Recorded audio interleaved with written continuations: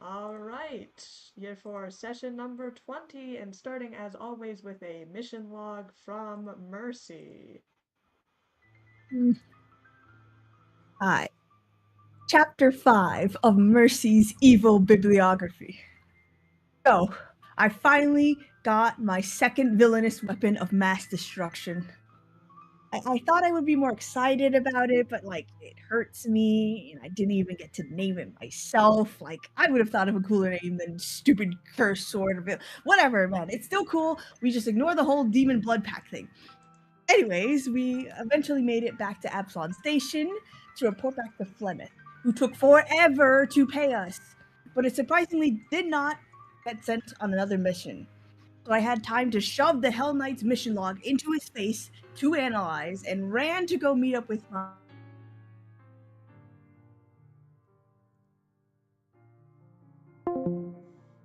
And then she was gone. his dead daughter Zelda. I at least he's happy with the life he has now and the kids he's helped change. But then a battle happened, and that made me want to steal Donahue's weapon and made me late to meet Tobar, who would have cried and probably died if I didn't make it. But I did, and he rewarded me with a tale about how sad his life is. So I thought about it. I am an adult now, and I have a good job and income, so I can adopt Tobar. I mean, I would be like a single mother, and the home situation is kind of but the Silent Stars can raise them together. So now I'm gonna go out on my main quest to find whatever hell research situation is going on there, make some more money with whatever I find there, and adopt Tobar. End log.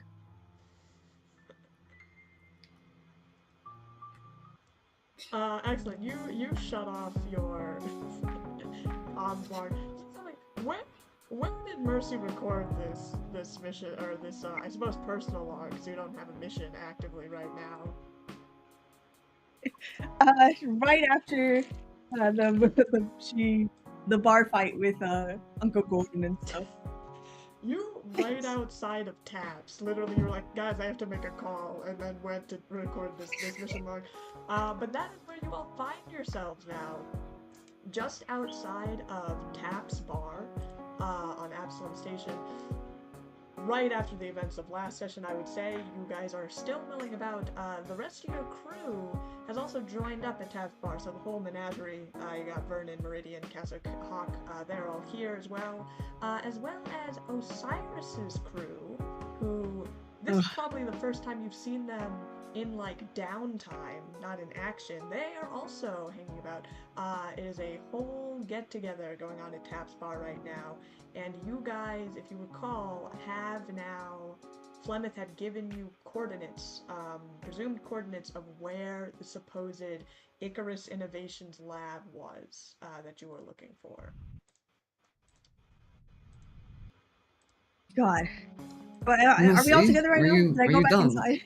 Yeah, I'd say you come back inside to see the site. Everyone's just kind of hanging around. At some point, Meridian and Vernon had arrived at the bar, so you are all together.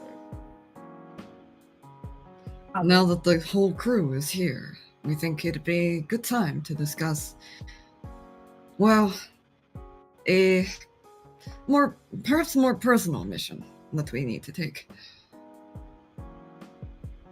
And by that, we mean the coordinates that Dr.Flemm had given us. Sorry, I got confused for a second. My personal mission is to adopt Tobar.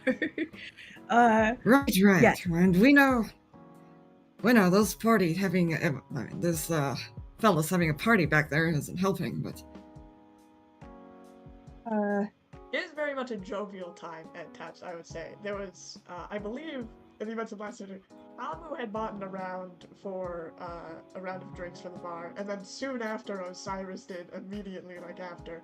So everyone really enjoying free drinks on the house as courtesy of the Star Rangers right now. You see, Osiris in the back has gone back to being essentially center of attention, as he usually is, talking to a bunch of bar patrons who, Kamu, the people that hang around Taps Bar, they're not the kind of hero worship type. They don't really care about the Star Rangers, but very obviously like kissing up to the guy who just bought drinks for everyone. So that is happening about. That should be you, Kabu. They should be sucking up to you. Why don't you be there in the spotlight, Mercy? I don't like to spend money. No way. Alright, I'll well, find the spotlight in another way. Is Uncle Gordon still here? I would say Osiris had called for the stewards to actually, probably you saw that the other Vesk and the halfling of Osiris's crew had dragged Gorn out of Tap's bar. So you're not entirely sure what happened after that, but they are currently still out of the bar. question, is there anybody who around the bar who we know they'd be acquaintance with Gorn or know Gorn or used to hang out with Gorn when they're drinking? No one is friends with Gorn. Let me just put it Well, that yeah. way. You would know What a drink mate. well enough that Gorn is the guy who sits at the bar that like some people have even tried to talk to, and he's always flat. He is not a personable person to be around. Oh, Not much is evident. Gorn is the guy who, if you want to get like cheap freight moved, you call him up, and then probably like 30% of your cargo is gonna get trashed, but you know, it's a cheap job, so. Ugh.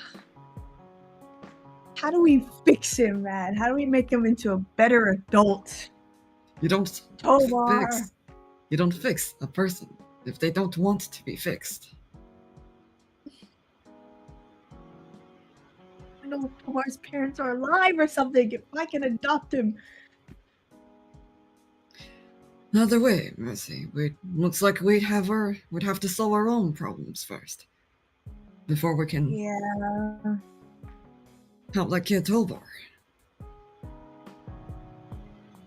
I guess we should make our way out. I feel like I'm missing an opportunity here with everybody around, but I don't know what else to ask them.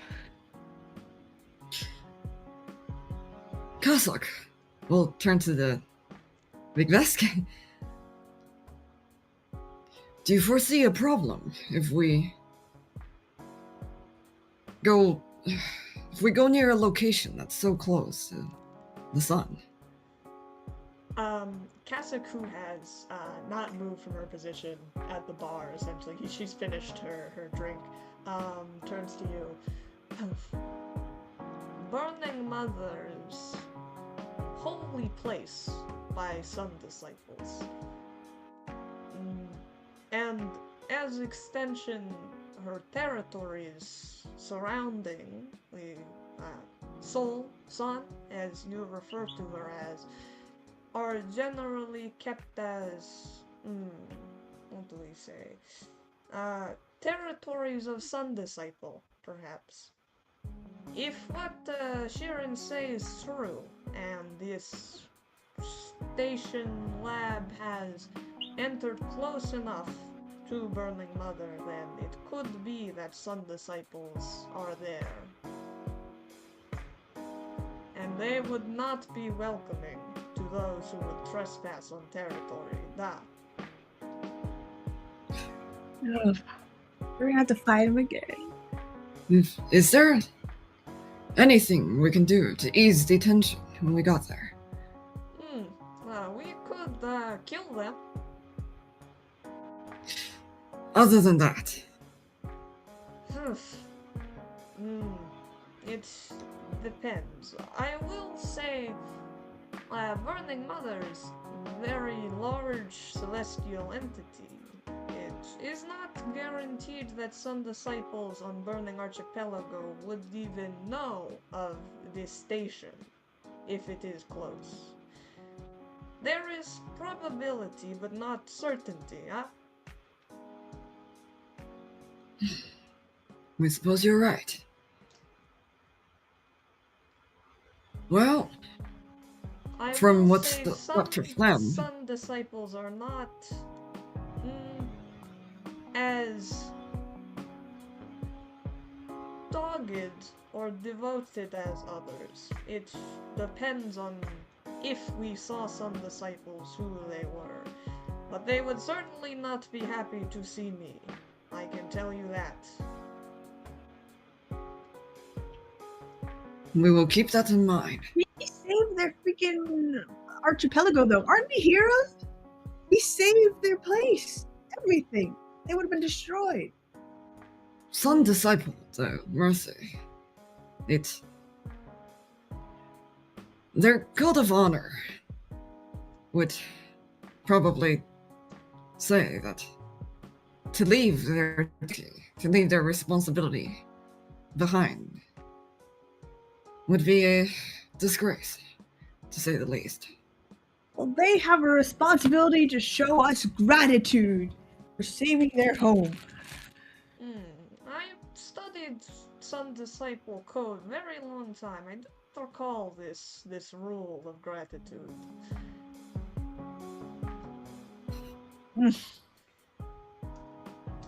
Fine, whatever. We'll beat up the Sun Disciples, even though we're their heroes, whatever. Do they have powers to expel demons? Expel demons? Yes, frost demons in particular. I like put my frost sword away, like make sure they can't hear. She looks, she gives you like a pointed look. I do not believe we have much communion with demons on Berlin Archipelago.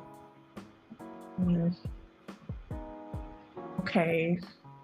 Let's just go then. You asked a very strange question in midst of this conversation. Well, you said they're priest and holy and whatnot, so I just like shoot my shot. For Sarenrae, our god, I do not know much of celestial beings, but Sarenrae does not have an opposed sect of demons or devils. Oh, like not even the moon? You guys don't like moon people or something? Although the moon is not as prominent a figure in Sun Disciple culture, it is still considered, how would I say, yin to yang for Sarenrae. For Solarians, powers of graviton are equally as rivaled as the powers of photon. And she takes out her hand and kind of wisps of this, purple graviton force kind of manifests for a little bit before it dissipates. Yeah, you have graviton power, no? Yeah, it's icky though. We don't know how much Solarian powers would break the blood pact that you made. But I could try exploding the sword. We would advise against doing that until we figure out the exact terms and conditions of the pact that you made. True. Speaking of, do you know the name of the devil? Ilsgard. The cold. Oh, of course. The same one the lictor had a pact with. Yeah. Ilsgard. We'll see what we can do. Speaking of devils and Ilsgard, is this devil on station we go to? No. No, don't worry about it. Don't worry.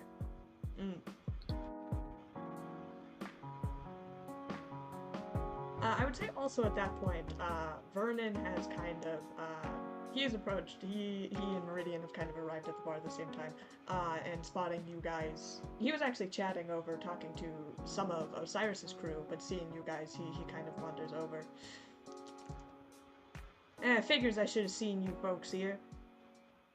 All right, did you guys get that message from, I see that Dr. Flemm has sent us some coordinates regarding that log we got from the Hell Knights before. From what was written there, it would appear that time is of the essence. Yeah, Are you feeling ready for it, Graham? We're just messing with you. But seriously though, how are you feeling? Well, since you're gonna ask, I just got out of medical bay. It took a couple hours, better half of the day, but they gave me a clean bill of health, and leg doesn't feel too bad either, so guess there's that. Are you Well, like 100% now? If you check the crew sheet, you'll actually see that Vernon has recovered from his injuries sustained a couple of sessions ago in the Drone Master fight. So he now has his full movement speed again and no longer suffers a debuff to reflex saves. Vernon, you're no longer dying. I was so never mercy dying. goes to me. I was never dying, alright? I had a slight injury that we never had the time to resolve because we were busy doing Star Ranger shit, alright? No, you were dying. Okay, let's go to the ship. We have to go. This thing is gonna crash into the sun. What's what we've Can I been call saying? home? Come will On pick the way up there. what's remaining of the drink and just pour it down. You splash the liquor all over yourself, leaving. Usually when you do this, it's a big event at TAPS. Like, everyone's like, yeah! Because they've gotten, like, used to you drinking in your way. But Osiris's crew is kind of taking up the bandwidth right now, so actually no one really notices. But with that, do you guys head back to the Silent Stars, then? Are you going on your way? Yes. Can I call Yes. home while we're walking? Sure, yeah. You guys start heading on your way to the Silent Stars, to your ship. A whole crew of you following around. And you would like to call home, Mercy. Yes. Very Face strange theory, time, how long? Rosie. Are you doing this, like, as you're walking, or do you want to, like, have, like, a private? You could probably do it on the ship. It's going to take some time to get to the station. But if you want to do it, would you like this to be, like, more a private call, or are you just doing this in the group? Okay, I'll make it more private. You're making it sound like it's a really big thing, so I am I'll do simply private. asking the circumstances around how you would call your parents. No, private. Alright. In that case, I would say you probably wait till after everyone gets aboard the Silent Stars. Hawk goes to the controls. He types in the coordinates. As you guys start to... Your ship takes off out of the docking bay of Absalom Station.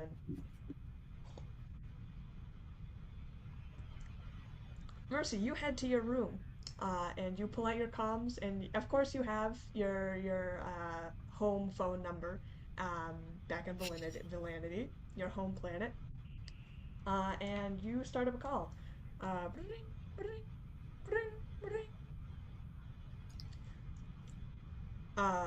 Your comms terminal kind of clicks, and you hear the voice of your father. Now, who's calling here, my foe? I see this, my darling girl on the other line. Dad, it's me. You're alive. See my baby girl. I knew I wasn't getting a lot of calls over the past couple months. You haven't called in a while, but I knew you were out doing your villainous exploits, out going on a lot of raids, I bet, stealing a lot of goods from unsuspecting cargo ships. I mean, yeah. Like maybe cargo ships is a little bit too big right now. I'm just doing like convenience store stuff. I got like this gummy ring once that I stole. Yeah. You know, Mercy, I don't want to pressure you. Always gotta take things at your own pace. Grocery stores are a good starting spot for any good villainous pillager and pirate of the Pact Worlds. You're starting to good, but you know, I mean, it's just that since you haven't called in so long, I figured you hear like kind of choked up voice on your side. It's like, but baby girl's all grown up. She doesn't need to call home anymore. She's out doing great terrible deeds, everyone making her name as the most infamous villain in the pack. It's, Dad, Dad, it's okay. You don't have to cry. I'm doing well. I even have my own crew, my nice loyal minions. I'm well, going up there in the world. your own disposable minions to order around and do your evil bit. Mercy. You know, I know that when you left Philanity, there was a lot of talk back from your cousins and your mother and your aunts and your aunts and your uncles, but they're not villains though, Mercy. You know that they're civilians. And God bless your mother. I love her very much, but they just don't understand that sometimes a good villain needs to go out and strike their own in the world. Right. And I knew that I promise. the second you left, you were gonna go on your journey to become the bar none, the greatest villain in all of the pack worlds. And to hear that you're accomplishing that you're doing so many evil deeds, that you're running rampant across, I bet those spineless stewards back in the inner planets, they don't know what hit you, huh? I bet you've got a lot of enemies. Number one, huh? But your wanted posters all over the galaxy. Oh, you saw that? Well, Did no, you but see me wanted for Director you Soul? actually have wanted posters. Yeah, yeah, Mercy, yeah. I was you need wanted. to send them home immediately, as fast as you can. I'll post them on the fridge, frame it on the wall. My baby girl has wanted posters.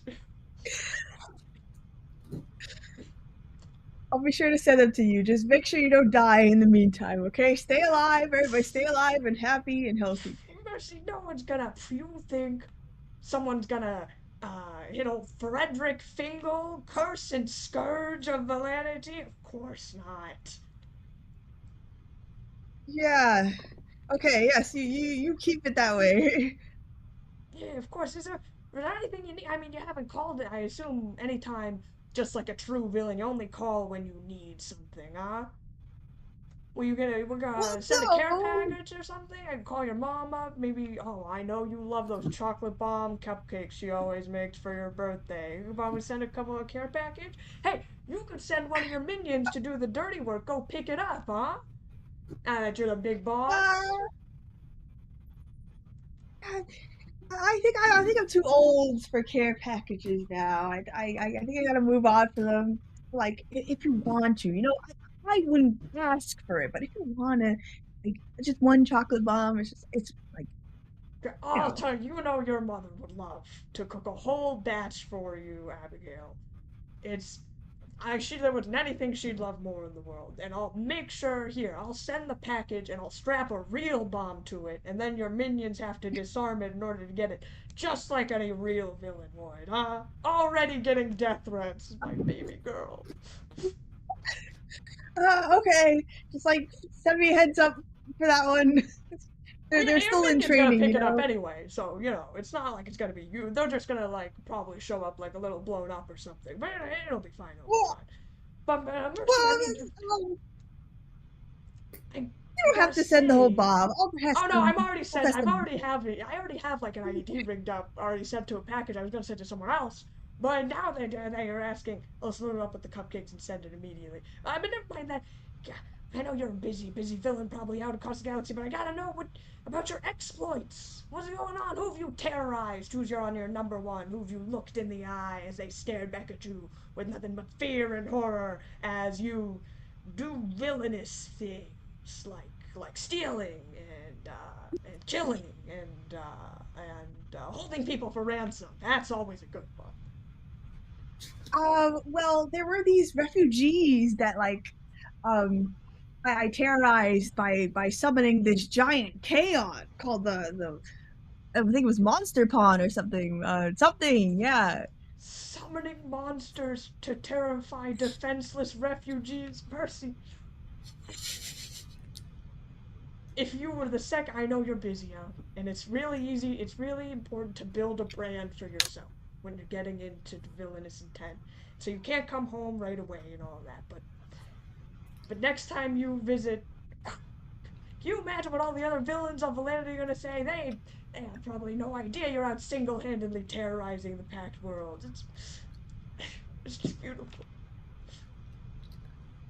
Yeah, yeah. Dad, I gotta go. You know, I got more villainous things to do. Villainous things. Totally understand. Don't want to take up too much of your time. Hey, I'll send you that package. You just send a minion to. It'll be in your name, but you just send a minion to come pick them up. They'll be in for a surprise. Uh, Uh, and then I really miss you. I yeah, really miss you, Mercy. Every time, just I know you're out and you've left the nest, but take some time to call your old man once now and again. All right, and I'll tell your ma. I'll tell your ma she said hello, and she'll bake those cupcakes with plenty of love.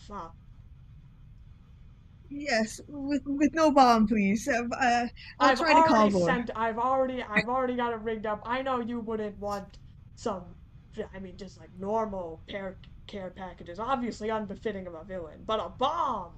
Now that is something.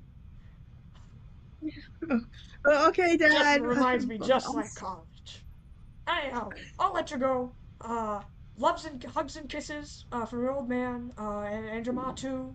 Uh, keep doing those villainous deeds. Send that wanted poster when you get the chance.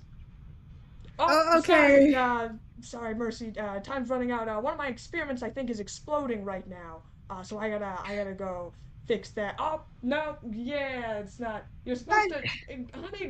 Don't step into the lab right now. It's very. I think that liquid nitrogen is kind of taking up the whole room. I gotta go now, Mercy. Love you. Bye. Hugs and kisses. Wah wah. And click. They're gonna die. I run out of the room to just find the first person I can find. Huck, is the course set? Yeah, I think I got it on the systems here. If what these coordinates that Dr. Flemm sent were correct, these should be about the area. It's probably going to take us a couple of hours to first reach the drift beacon, but after that should be smooth sailing. We sure hope so. Looks like we should be ready for takeoff. Yep, I've already got the course plotted. Oh, hey, Mercy. Guys, if you see any mysterious packages, do not open them. This is imperative. What package are you talking about? What does it look like? My old man may have sent a package with a bomb inside. Just like, don't open anything. I'm sorry. Maybe we can build some sort of scanner. I'm sorry. You said your dad sent you a bomb? Yeah, just like old familial love and stuff. But I haven't like actually trained you guys to find bombs. So like, just don't touch anything. Hawk looks absolutely horrified that you've just disclosed this information that your dad sent you a bomb. Oh, don't worry about it. It's just like his hobby, and Is everything okay with you and your family? Yes. Huck, yeah. It's just hobby. Family. I'm sorry. What? What'd you say? Speaking at the same time. What did you say, Kamu? Oh, Hawk, don't mind it. It's just family tradition. Family tradition. Yeah. Kamu, she just said her dad sent her a bomb. And like, well, hey, choco bomb stuff. What? Like dessert and stuff. Don't worry about it. Just don't touch any packages. I'll handle them.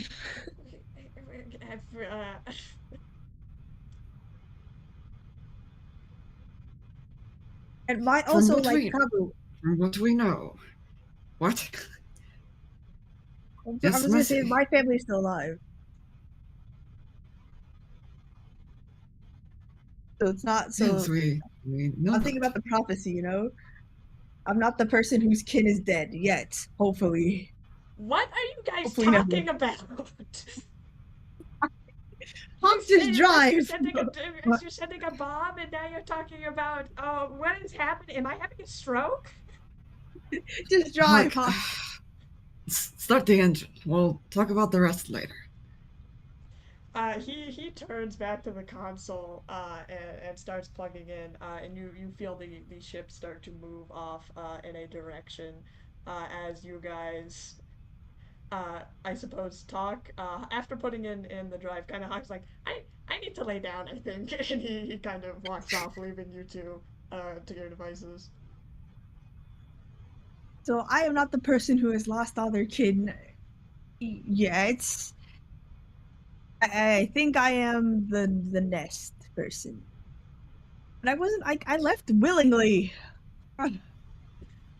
Yes, there is no evidence that any of the prophecy, so called, would be related to our crew.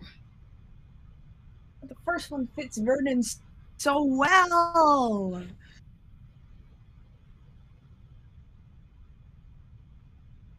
We're sure there's plenty of other family with 3 members who had gone through a similar fate. This is a large universe. Maybe. Fine, whatever. I'm gonna complete my other side quest for the day. You do you, Kamu. Very well.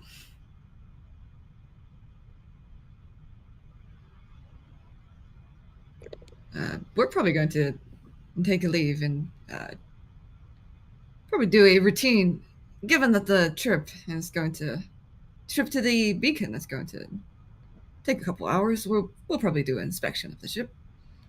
Okay.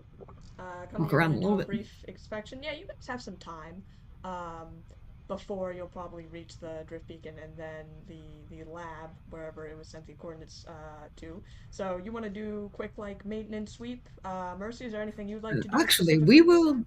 we might try to figure out a way to redirect some shield power to uh, make a see if we can make something that will shield the heat a little bit. Redirect Shield the heat. some of the shield power towards heat reduction. Excellent idea. Yeah, you guys will be getting, uh, if Flemeth's coordinates were correct, pretty close to the sun. So that is a very wise thing to do. We will Thank you. resolve that. Mercy, anything specific you want to do? I Any want to send preparations? texts. I'm not finished with Donahue and Tovar. Okay, you are busy sending messages back to Absalom Station. We will go to Kamu then. Kamu, why don't you make a engineering check for me? Okay. Engineering.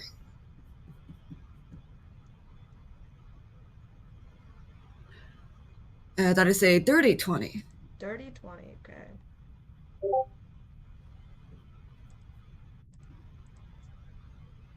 Kama, you head over to the engine portion of the Silent Stars, and you see Vernon there already, kind of tinkering around with some of the power cores. Combine is kind of nestled into a corner, seems to be sleeping in the technical sense. And the second you walk in, he kind of waves over to you. Kamu, Hey, you need something from engineering? no, we're just trying to figure out a way of, well, perhaps increasing heat reduction for the ship. We're probably going very close to the sun. Yeah, great minds think alike.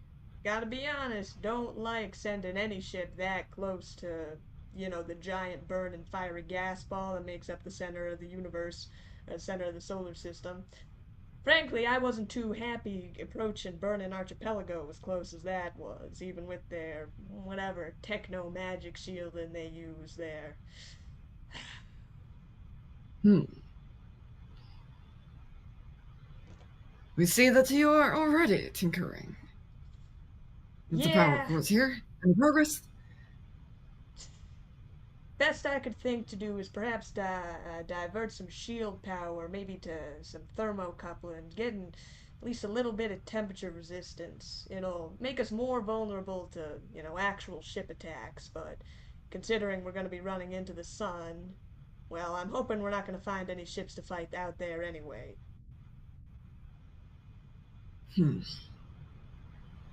I'd say so far it should be worth the risk. We'd rather take the chances in ship fights than to overheat in the middle of nowhere. Anyone ever tell you you would have made a good engineer, Camus? Well, but you'd be the first. Hmm. He kind of takes out a like wrench and like hands it to you. Well, come on, take a seat. I think I need a couple more hands to get these wires right. Could use the extra help. Looks like we came just in time. We'll take the wrench. All right, you for like the next couple of hours spend time with Vernon in engineering, just tinkering around with these like engine systems. Uh, you see like the power levels keep fluctuating. Sometimes the lights like dim as you kind of source too much power and raise again. But you guys continue to work on providing your ship some heat shielding capabilities. And I'd say with a dirty 20, um, you can push some power. What you're doing is not exactly standard, and you don't have a particular abundance of resources for this. Um, but you make do with what you can, and you do manage to divert pretty much like all of your shielding power to heat shield essentially. It's not gonna help you the second you get hit by like phaser fire. It's gonna go straight to your ship. But on the plus side, you have some resistance to get fairly close to the sun without your ship melting essentially. What should I do for now? Mercy, you send this text to Tobar, as well as to Donahue, um, after Donahue had like given you his previously you had his like steward's contact for like his office, but after being released from juvenile detention, you no longer have that. So you instead have his like personal contact as a friend. Oh. Um, so you send that message. Don't get too many responses, but you actually get an incoming call from Tobar. Oh, I accept. You call up and you hear kind of grainy feedback on the other side. Mercy! Toar! Answer my questions.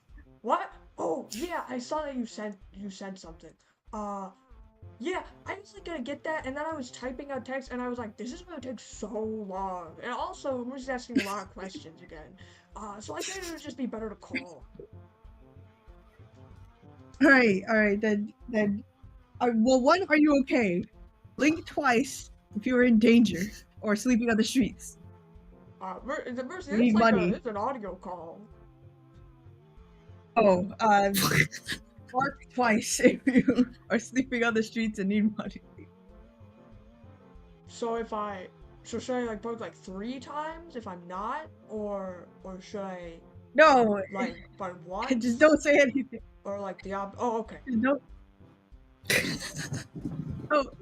No, Tomar. All right, just answer my question. Are you? What was my question? What's your last name? Is Thresher. I think you knew this. Oh yeah. Mercy, you've known me for like quite a while actually. I think. Actually, all right, that one. I don't know your last name. Are we just exchanging names now? Oh, is this like those like icebreaker things in like those magazines where it's like to test to see if your friend is truly your friend, and then like it has a bunch of questions and gives you a score at the end? Oh, that's so great. Okay, no. So now you tell me your last name, and then I ask the next question. My last name is One. No. This is an interrogation, not a feedback. 20 questions. Whoa, wait, no, that's just totally because I was previously gonna ask a different question, but now you told me your name is Mercy One. So Do you it's have like the a sister, merciless. like a twin that's like Mercy 2? And No, Mercy like 3? How many Mercies are there? no. Is this really the Mercy I've been Come Are on, you a clone? focus. Focus, Tomar. Next question. How am I supposed The to question focus when is, you're not even the real Mercy? no. What did you do to the real Mercy? I won, so I would be the original man. I'm the first one. That's And exactly that's not what even how it Mercy is. 3 would say. No. So far. Do you what did you do to get juvenile detention? Asking questions. Are you perhaps probing me for answers to act like the real Mercy 1? What did I ask you about mercy questions, not Tovar questions? Well, that's exactly what a clone would do. You see, you want me to think that you're actually the real Mercy, so you're trying to emulate what Mercy 1 would do when really you're an evil clone sent to replace her. How do I know you're not going to send your information back to your evil scientists at your lab corporation so that they can make a Tobar 3?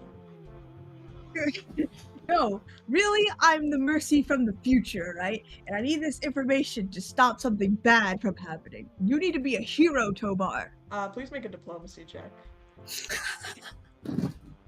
Oh my god, we're playing D&D and that requires dice. What?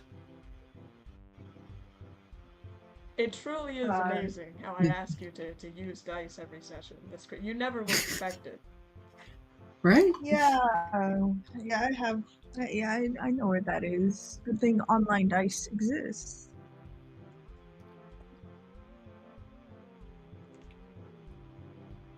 Can you please make the rolling sound on your physical, your real dice that you Not bad. I have like Not other bad at dice. all. That is not a D20. God, yes, I have everything ready. Hold on, bro. Just wait. Diplomacy. 17. 17.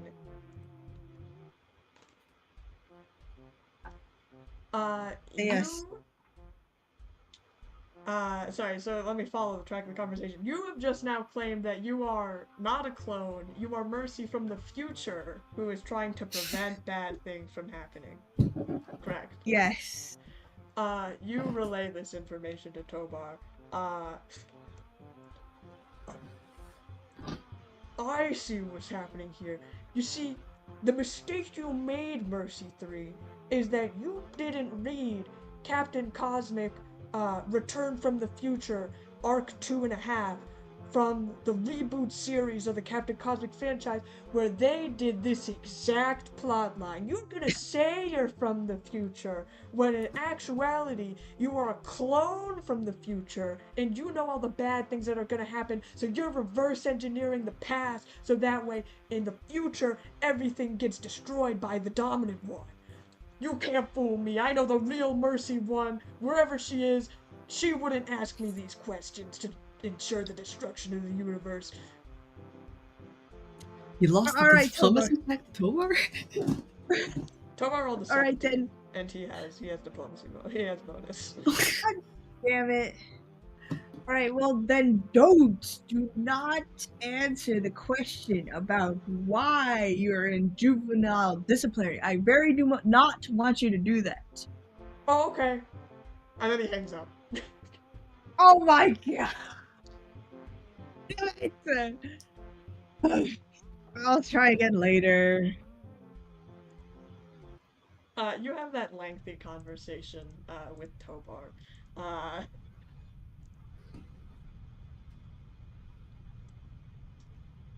But with that, you guys, essentially, it's not too long. It's an uneventful, I would say, like probably 12 or 15 hours.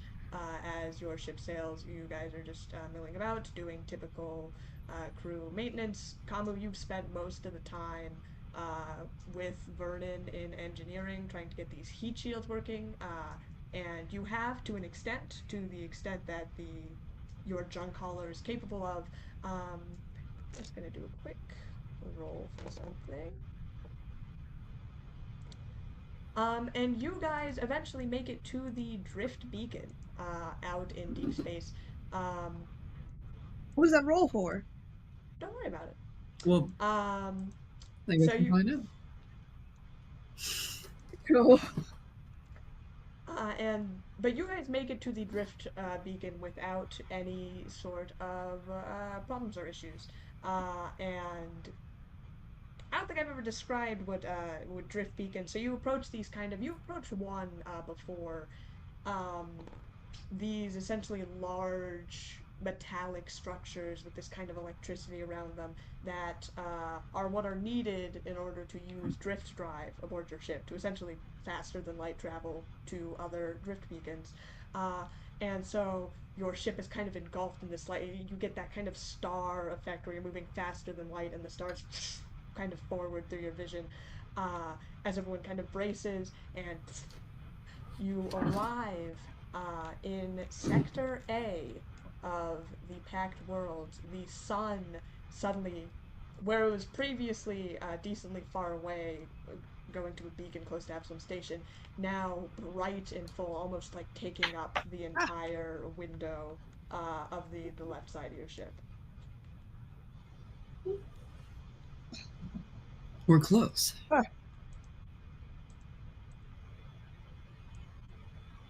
What'd you say? We're close to This our location. Well, it'll probably still take a while, but Yeah, I'm running the ship scans right now. I don't exactly see anything. There's a small blip, which I guess might be the station. I mean, it's really the only thing here. It's probably going to be another hour or two before we reach it, if you guys want to make last-minute preparations. God. it should probably go as a plan. Oh, does anybody have like health stuff? Brilliant. In the Maybe. Yeah, I'm sorry, you're cutting out a little bit. What did you say? cutting Me or out Jay? or yeah.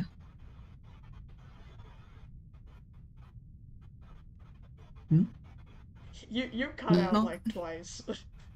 Oh, hold on. I might be experiencing. No, you're she's cutting out for me too. Oh, okay. I'm Kabu, sorry, we're kid. losing you. Audio Hello? evaporate. Hello? Okay, Oh. you're all clear now. Oh, I see what's happening.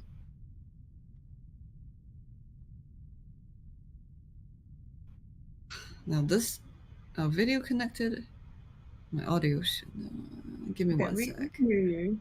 I see you and your video appear synced as well.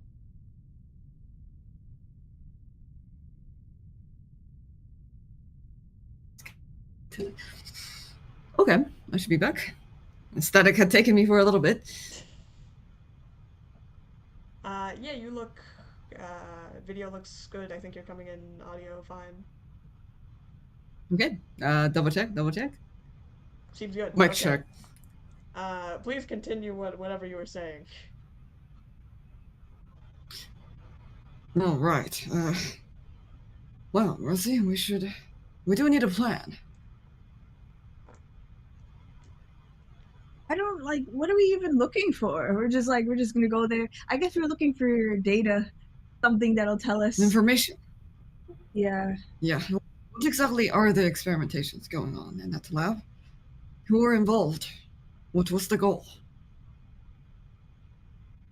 So we gotta look for some sort of computer room or something.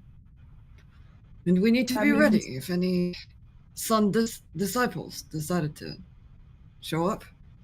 Although we would probably see their ship somewhere nearby. If they were here. We should probably keep someone on the ship to detect that, so that they can warn us if they're coming.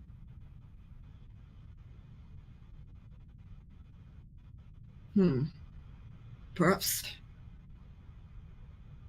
Who are you thinking? Fox is good at that, but we really need tech people to just data mine everything we can find out of here. But he's more of just like Can he program? He can probably program, but I think he's more just building stuff, engineering. I say we take Vernon. Meridian, she's our healer, man. I want to take Meridian, Vernon, and Kasuk.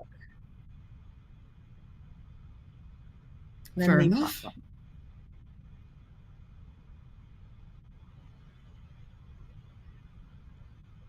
Oh, but like you just learned a new Hawk is move not with our Hawk.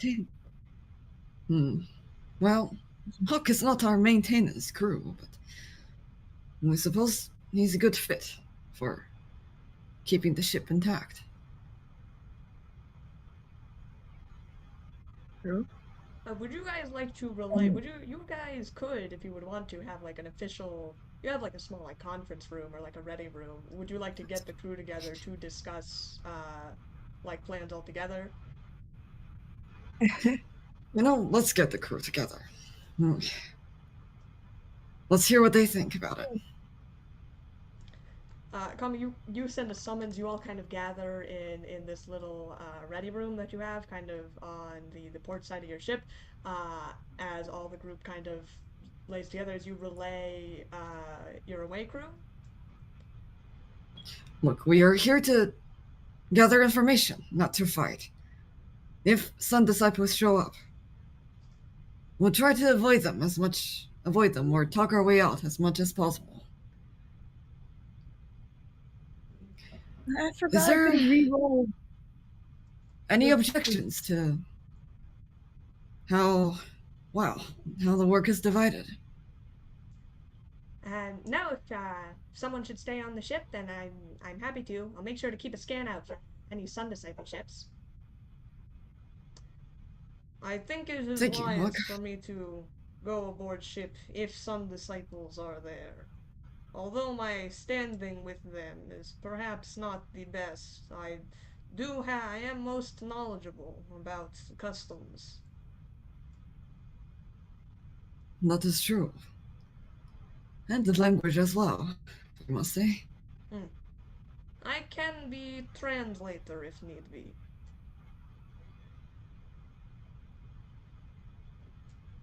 Meridian, please heal me. What? Please. I'm hurt. I didn't rest properly. I'm not a medic. Yeah, but you have like your encouragement stuff. This is like for the Make heat you of feel battle better. when you need a pick-me-up and you're about to go unconscious. Where's Venice, man? I need her. We have enough time to take a short rest, Mercy. We do? Okay. It's true. If you do want to be in tip-top shape when we approach this, whatever we're going to find on this station, which, by the way, I believe a few of us are a little confused about what the hell exactly we're doing here on some random station aboard the sun. If you could please enlighten us, Captain, about what we're doing not being paid. Well, like we're trying to find out what's causing the swarm and stuff. This is one of the key places where we can find a lead with Icarus, because we know they're the main people making this swarm artifact stuff. Kind of. We just want information, Brilliant.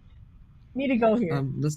This mission is based on the Hell Knight mission report we retrieved from the Hell Knight's ship. This is the location. Presumably the lab where some experiments were conducted. Experiments We're trying to figure out what exactly.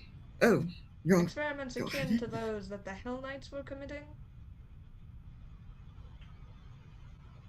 That's what we're guessing. Either way, if that much Hell Knight personnel are interested in this lab, there must be something to it. That is true. Pirates only flock to things of value, I suppose. Well, I suppose that's any good reason as any, and it's not like I can just leave. So, I'll come aboard. Someone has to make sure none of you go blow yourselves up touching things you're not supposed to. Excuse me, the most valuable things will be going to me. I need to save up for my child. I'm not even going to try and probe deeper into that because I think it's going to lead into an unnecessary tangent. That being said, do Go we get some have... rest, Melissa. We have set our landing party then. It is going to be, let's see, Kamu, Mercy, me, Vernon, and Kasuk.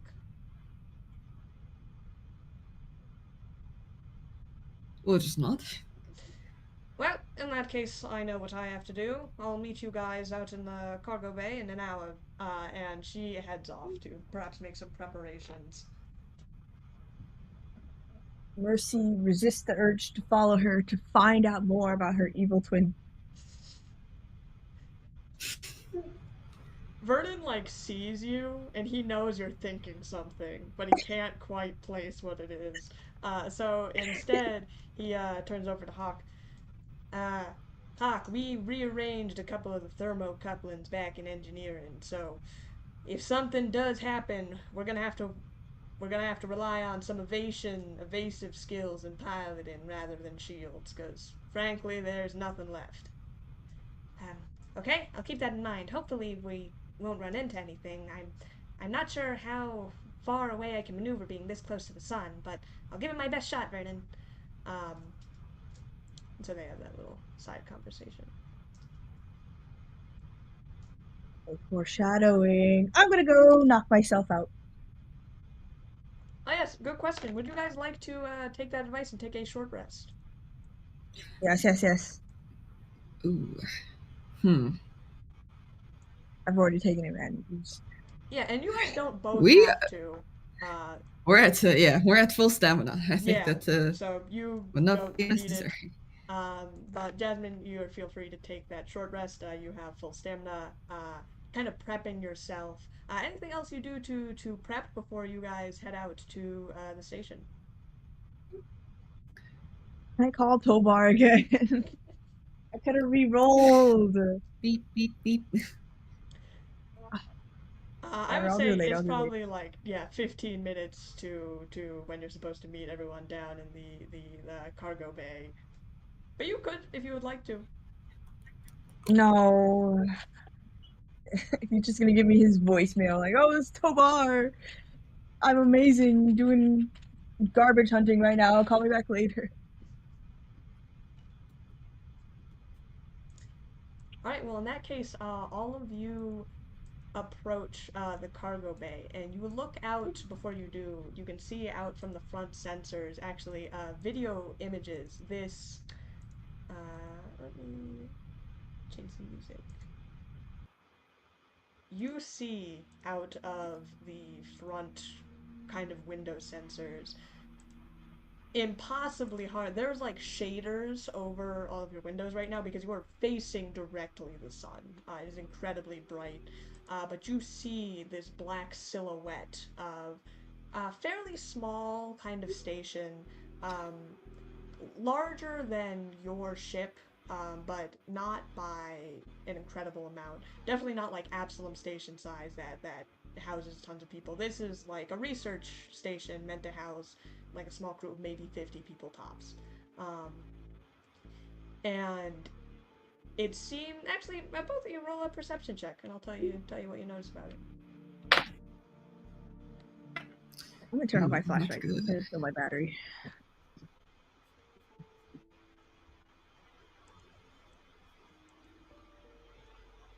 Let's 12. Yeah, it's 12. 17. Okay. 28. 28. Kamo, I'd say it's very hard with this like backlighting to kind of really get a read on it. But Mercy, you see very faded, very sun bleached on one side of the outside planing, this sigil, a familiar symbol that you recognize of kind Mercy's of a got the wing. sunglasses. I would not. Mercy has the would not be sunglasses surprised. as well. You put them on your ship already has like sun shaders, but you put on your sunglasses as well for that extra protection. And you can make out the faint outline of this symbol, like a wing wrapped around a sun, which you recall seeing this same sigil on the RTX device that you had gotten from Cillian City, like this lights display um, kind of sigil. Icarus, they're here. See, Meridian is the right place. Meridian's downstairs. She's not here. You two are Oh. kind of alone up here. See Mercy. We'll go downstairs and let her know then. Come, we'll walk down. Tell her I was right.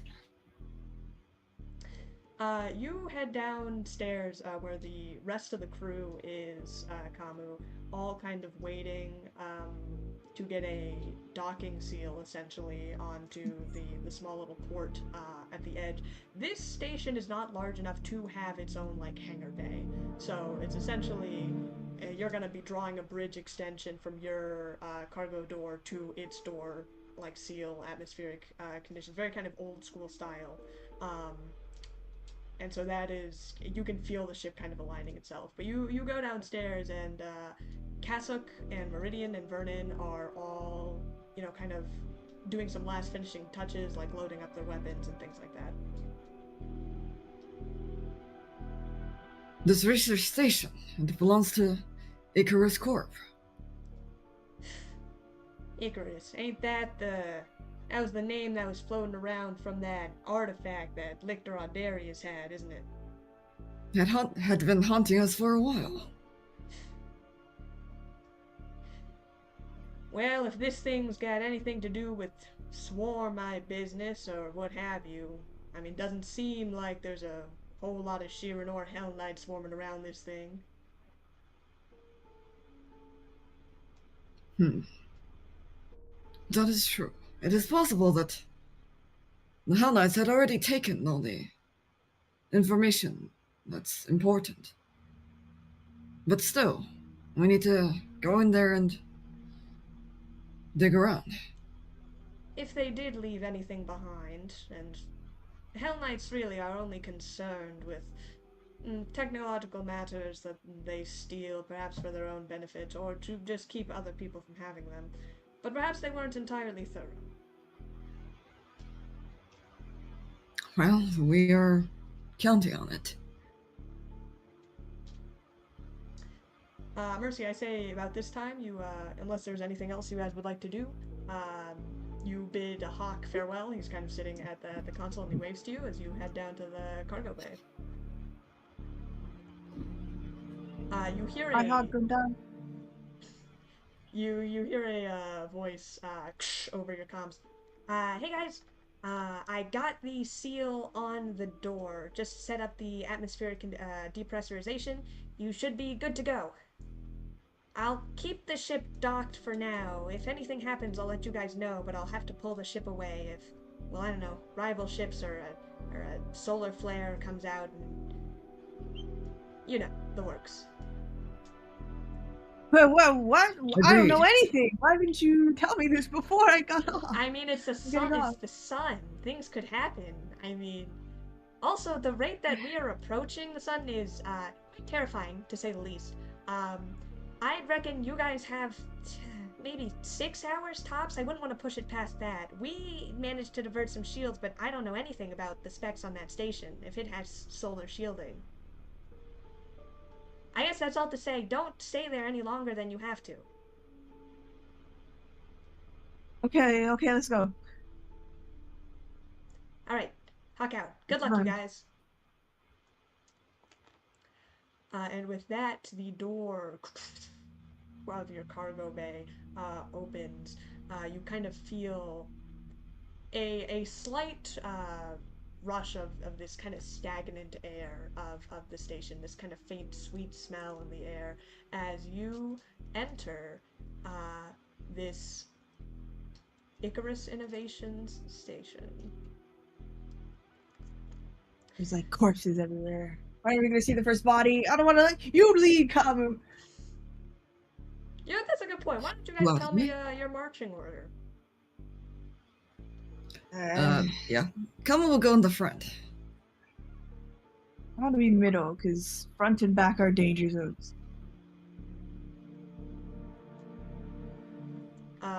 Any places for the rest of your crew? Or are you just gonna let them fill in? They can... Vernon, come in the middle with me. Meridian can be in the back. Did you say Vernon in the middle? Who in the back? Meridian. Actually, no, switch that. Meridian in the middle, Vernon in the back. Kasuka's here as well. Where would you like to place her? Kasuga is here as Oh. well. Do you want her to be with you side by side, Kamo, or we're back? Middle. We'll keep her in the middle then. Okay. Alright. In that case, it sounds like Kamu leading, Vernon, Meridian, Mercy in the middle. You said you put Kasuka in the back? No. Well, It's in the middle. probably in the middle. Who's in the back? Vernon. Vernon is in the back. Okay. So it's probably Kamu, Mercy, and then Meridian, Kasuga, Vernon. Alright, that sounds good. You approach your order, and you step into this kind of foyer area at the beginning. There's really only kind of one door in the back, and this place is this kind of large waiting room, but there is like it's pretty desolate. This station does not appear to be in great shape, but there is like no like furniture or anything in this room. There's like kind of some wall panels of like different things, and the room's kind of in disrepair. Both of you make a perception check for me. Okay. Today is not my rolling day, is it? That's not one. Well, we were distracted by something. Dirty 20. A dirty 20. I would say that this room has faced some duress, very visibly, Mercy. Like, all of the furniture, there was, like, nothing, and there's, like, a lot of kind of scrapes and, like, dings in the wall, like, very battered, and, like, blunt objects were, like, thrown around or something. And they're all kind of in the direction towards the door that you guys have just come out of, like, the door to exit the station. We get the sense that we've been here before. Yes. What? Kamu, you step into this room, and actually, let me think. You see that all of the furniture is like gone, it's missing, and you think it could be.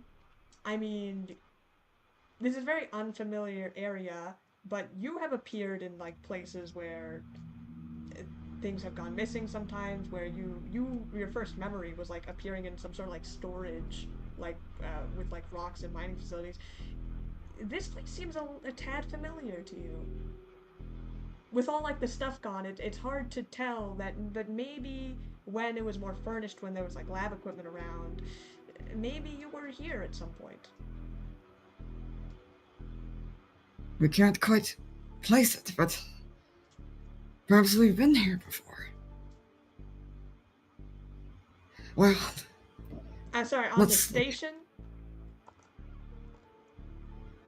You were an experiment, Kamu. I knew it. This is where you were born. We can't quite place it, but we would need to go deeper into the station. I'm sorry, you think that you were here on this station, like within the inner worlds that was roaming around and is now careening towards the sun, and that was scavenged by Hell Knights? Oh yeah, Meridian, it makes sense. Does it? Look, we don't know. It looks like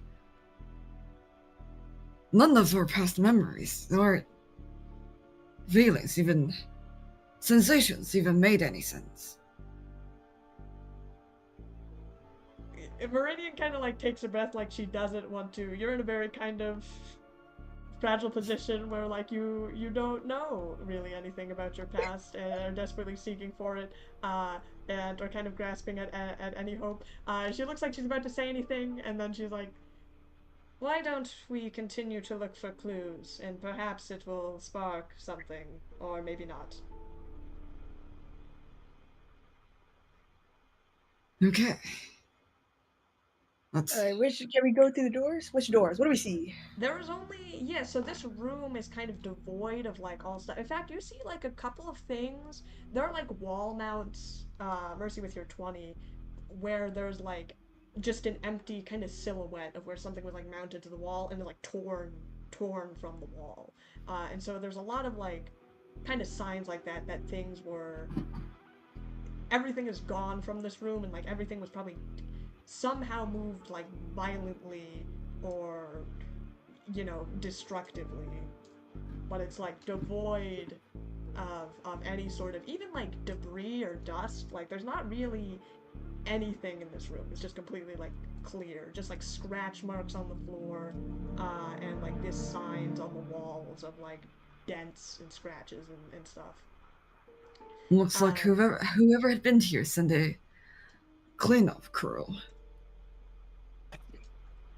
Yeah, A very violent one. Crew. Yeah. Maybe something broke out? I don't know, man. Come on, just you go and I will hide behind you. Okay, we will keep going. We'll go for it. Typical move by our fearless leader. It's strategy, okay? If the leader goes down, the ship goes down. We'll proceed. Okay. There's really only one door you head to, and it opens pretty easily. And you find yourself now in a small hallway. So there are 3 doors. There's kind of one to the left, one to the right, and then one at the end of the hall. And I would say they are labeled. So you see, or at least 2 of them are. One of them, they kind of have these light labels, and the third one, so the one on the left says maintenance. The one at the end says lab, and then the one to the right is like the light of the label frame above it is like completely dead. It's off.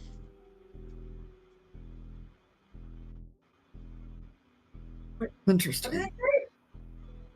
One says maintenance, one says lab, and the other you can't tell. I mean, this stuff's gotta be at the lab, right? Should we save that for last, or just get right to it? I think we should just get right to it. Let's go to the. Looks like if they left anything, it should be in the lab, or at least the lab will have some traces of what Icarus Corp was doing here. Let's say lab first. Agree.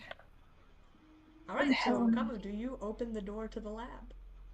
We'll open the door to the lab. Okay. Actually, when we put our hand... It's too late to open it. Oh shit. The door opens, no problem.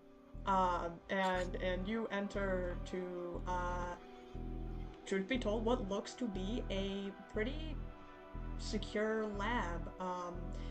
This does have a lot of furniture, like kind of to the left, lining the wall are these big racks of like consoles and big screens. You see, they do seem to be active, actually. You see like bits of like zeros and ones kind of scrolling down on a couple of them, kind of slowly.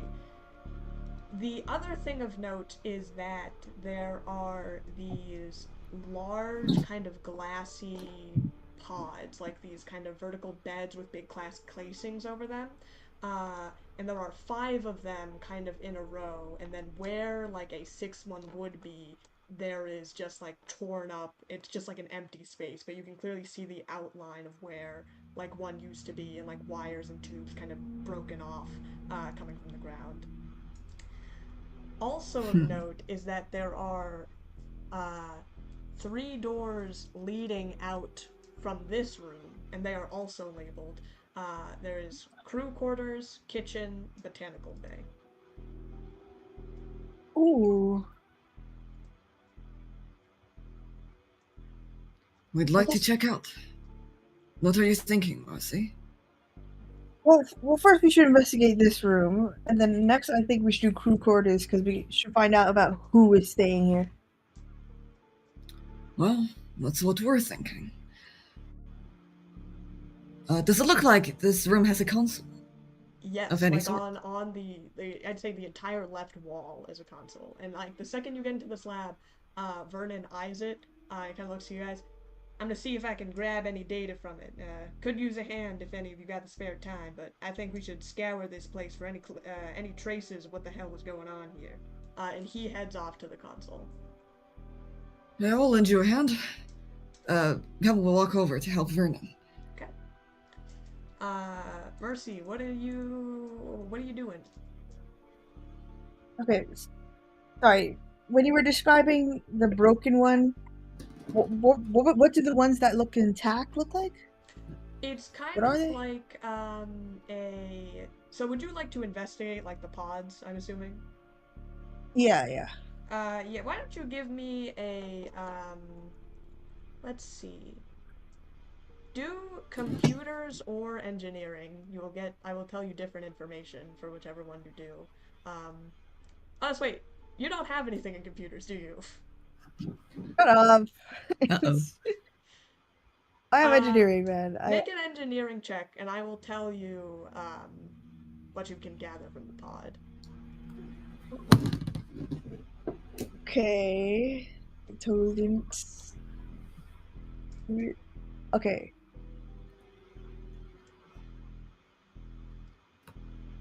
Sorry. Okay, 13. So the intact pods, the ones that haven't been like ripped out, it's kind of just from a perception check. It's kind of like a bed, like it's meant to sustain like one person, like a cot, and it has this big kind of glassy case over it that like retracts, um, and all of them are open right now. You can see like on the inside, it's kind of like soft actually. There's like bedding. It's like kind of like a mattress, and like there's a pillow. And there are like wires kind of lining the inside. You see a tube like coming out from the sides, kind of near the head, that look like they maybe like inject like a gas of some type. Um, and lots of wiring that like run down and connect to the main console that Kamo was looking at. All right, Kawu, Vernon, whatever you find on that console, it had something to do with these pods. That helps. We can see that. Do you see anything strange? Isn't anything that's connected to the pods? Only the computer, and they release some sort of gas. Can I, like... Seems to be some type of controlled experiment. Oh, I would have thought it was like cryo freeze or something.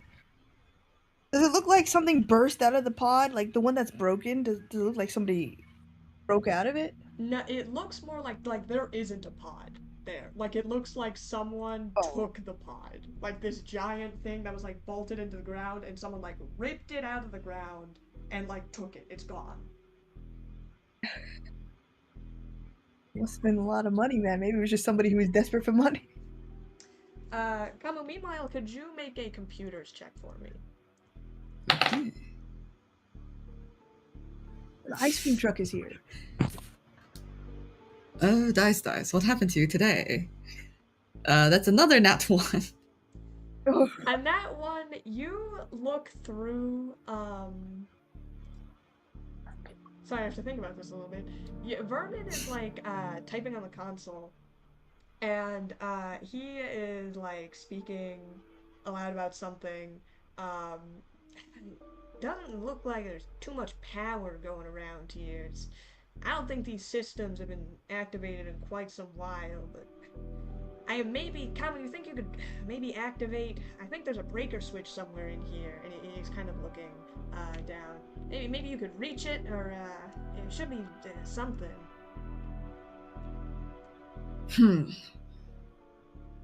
Well, let's see. we'll connect the we'll accidentally connect the wrong wire. You go down underneath the console and you start moving around. Meanwhile, Mercy, Kasuk is with you, kind of inspecting this pod. She's kind of leaning over it, not exactly sure what to make of it, but she's a very tactile learner. So she's just putting her hands into like taking things out and like looking at them, and then just kind of like throwing them out, as she is investigating. I am not familiar with these technologies. Is this device common in their planets? I don't think so.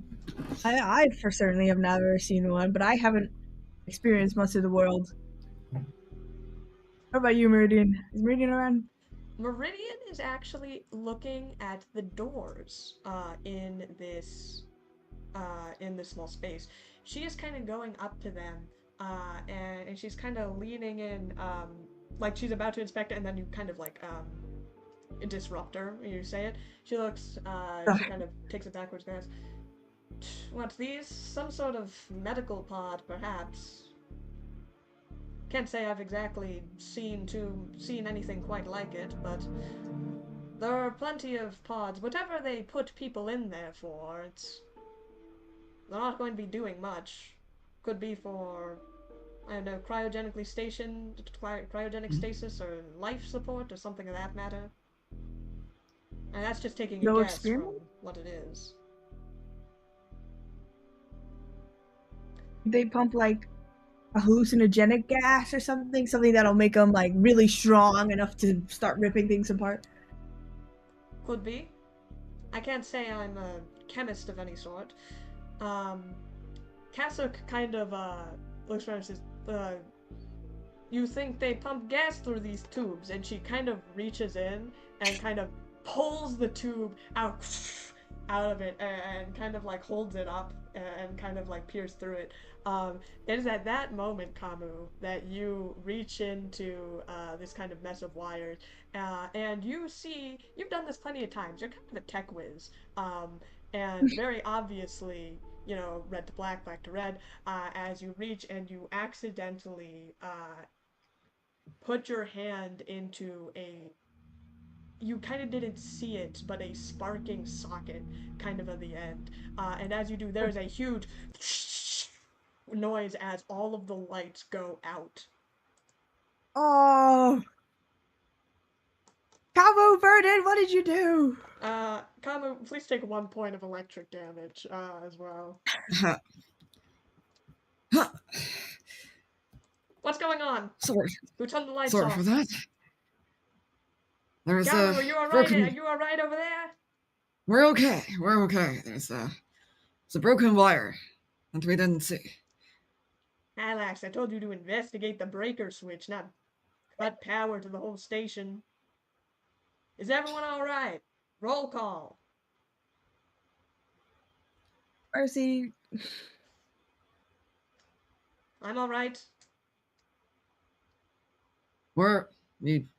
You've just heard from us. Oh, Kasuk's dead. Kasuk? Yeah, Kasuk is here. What has happened? Who turned the lights off? Are you okay? There was a great spark from bed. Spark Kasuk. from... What day is it today, Kasuk? She gives the correct date of whatever today is. Okay. And I will say, Mercy, please make a perception check for me. Oh, can you please work on fixing the lights? Yeah, we'll work on fixing the light. We'll use blind sense to get to smell where the broken parts are. Go ahead, 19. make that computers check for me, Kamu. Mercy, I would say you perceived like the second it was like a huge power surge what essentially happened. So like and there was a bunch of like exposed wires and shit in that pod, and like you are lucky that you didn't get hit by whatever this thing was because you weren't had your hands actively in there. But essentially like all of the devices have just like shorted completely, and there was like a huge electrical surge. And you Oh. think Akasik probably got shocked similarly to how Kamu got shocked. Ah. That is unlikely to happen, but we're not saying that there's zero chance. That's a 24 for computers. A 24 for computers. Give me real quick. I need to.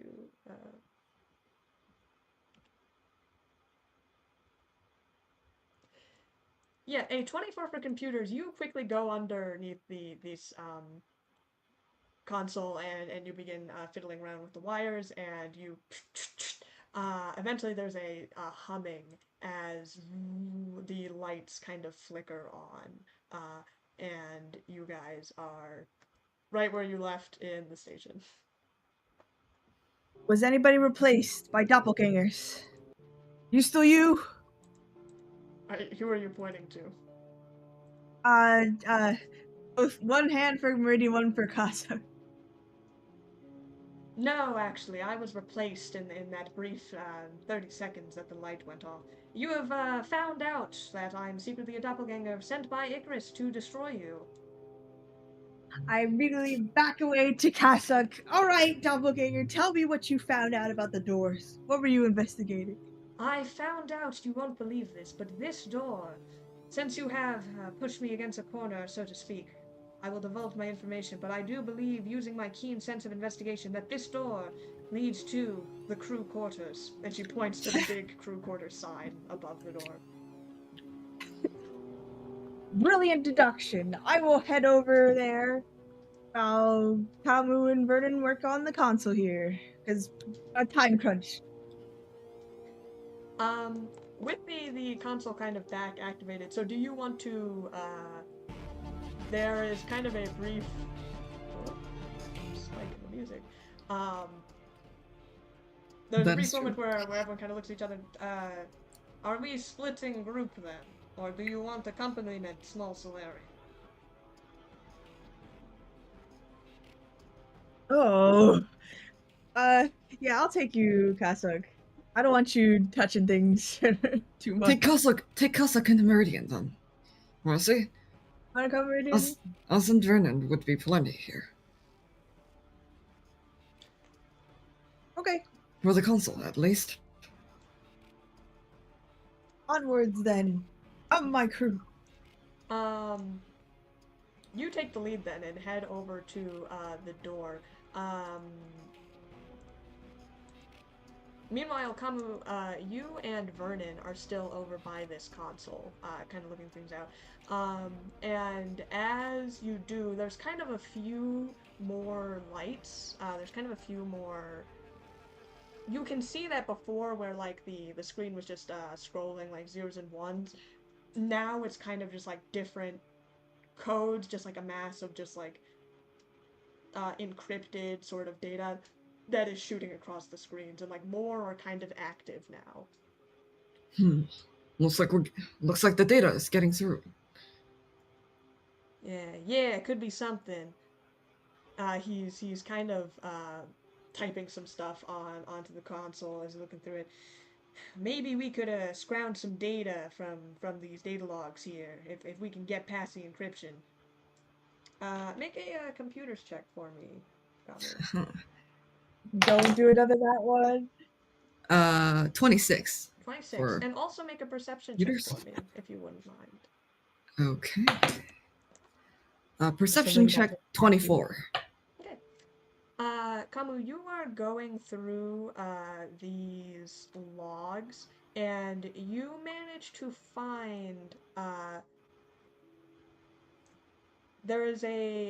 you manage to find like a couple of things actually as the data kind of scrolls back, and there is a brief kind of like moment where the screens like glitch just a tad bit, and then you get this data file that you just managed to see, that like you managed to break through a bit of encryption to get. This is what you find.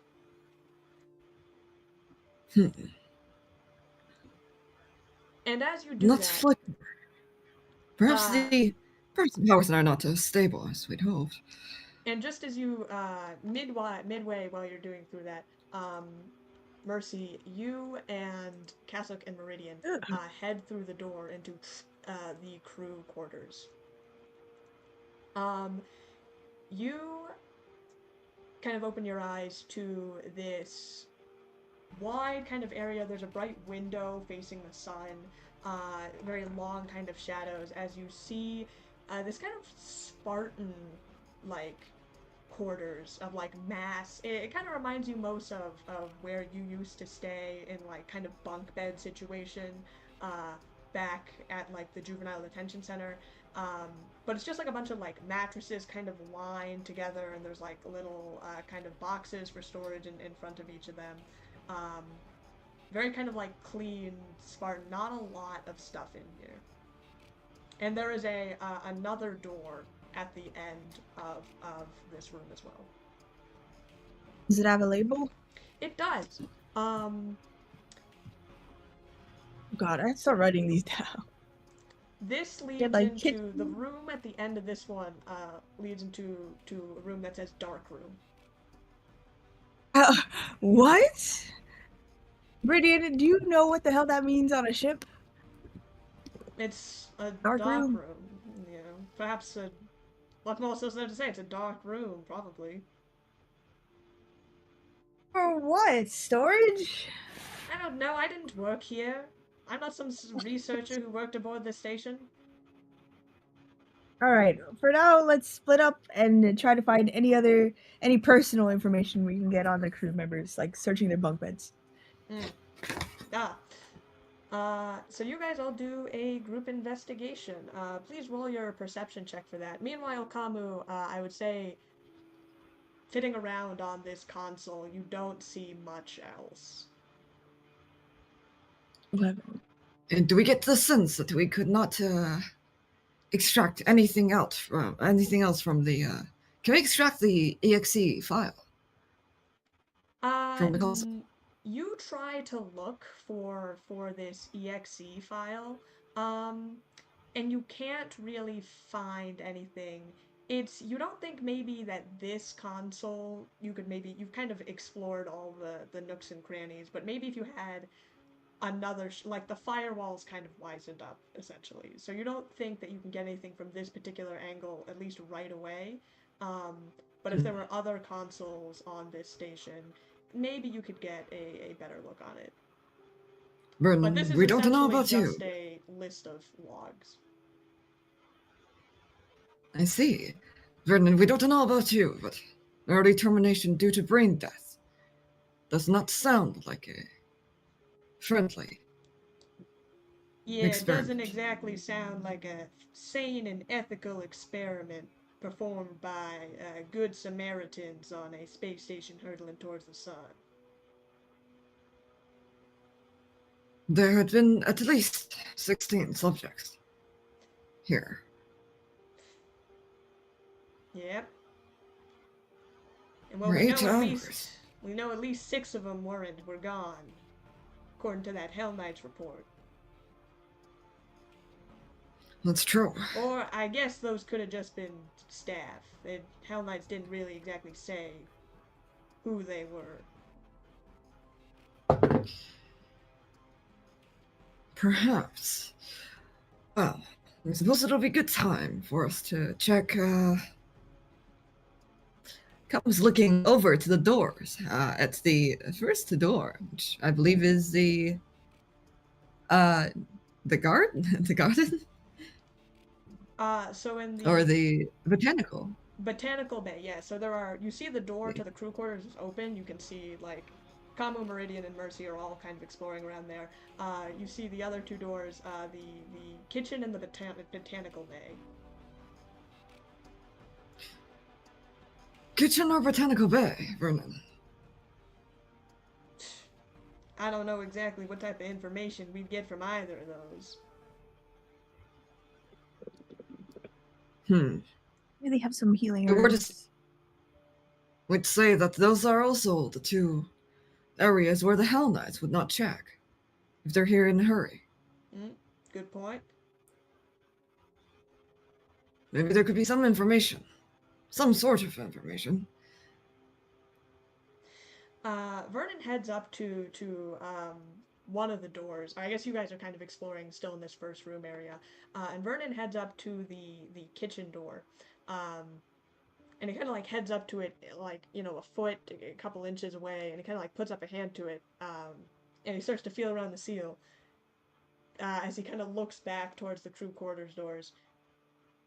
Ain't a latch on these things, are they? I mean, I thought these were automatic, weren't they? They should be. I don't see why someone would lock the door to the kitchen. Me neither. He kind of like crouches down and starts feeling around it. Go see if you can open that other one then. I will go to the botanical bag door and try to open it then. It doesn't immediately, like, usually these doors kind of just automatically open. Like, you watched the crew quarters door just open, as the crew kind of headed through it. These doors seem to be, like, just shut. They're just not opening. Could be jammed. What the hell? Could be something else. Yeah, I don't much like the implications of either of those. If it is jammed, I mean, I didn't really see anything. The console doesn't have, frankly, too much on it other than those data logs. Unless we could try to brute force it, but I don't much like our odds against titanium steel. Yeah, no. Let's go check on what these folks found. What their other crew members are finding. Some useful stuff. Might as well. And you guys start to head over to where the rest of the crew is. Mercy, what did you get on your perception check as you are investigating for clues? 26. 26. You are looking around. Is there anything particular that you're looking for? You wanted to look for information about who the members were? Yeah, like ID cards, any documentation. Okay. You open up these. You just start going through these crates that are kind of at the foot of the beds. And I will say most of them are locked, but make an engineering check. Oh my god, I have that. You do have That one. I'll tell you what you get on your normal perception. So just looking around for any sort of artifacts or like any sort of bits of personality about these different quarters, you don't get a lot actually. Like suspiciously there's not a lot of information. Like all the beds, yeah, at your bed, you deck out your room and your bed and your belongings because it's you. You want to make it personable to you. None of these like little setups, these like beds with like a stand and like a little drawer, have like it's all the same. Like you just copy and pasted a bunch of these units together. There's no like ounce of like personality or like even different bed sheets or anything. And you go over to one of the locked cabinets and you start to pull like trying to go around, trying to do some villainous behavior and lockpick these closed drawers, and it is not budging. Asa, can you break this lock? She kind of turns over to you, who sees you kind of struggling with this lock. You want me to, with my glaive? Is it? Whoa, wait. Is it like a If you padlock say or is it so, she electronic lock? takes out her glaive, alights, and she's gonna make an attack against this box. She easily hits it. You watch her slam down her glaive onto this box. spitting it clean in half and destroying probably most of the stuff inside, but like cracking it open like a piñata. Um, this fucking thing Like a opens up. piñata. Marine's like, God, what are you doing over there? As it spills out. But you do get access to inside, what inside this box. And you see like some clothes, like some kind of research uniform, and like different bits and artifacts. I'm gonna use your 26 perception from before to tell you that she like broke a couple of devices that were in half to like they're just like these kind of metal devices that now have a big dent in them, so it's kind of hard to tell what they were before.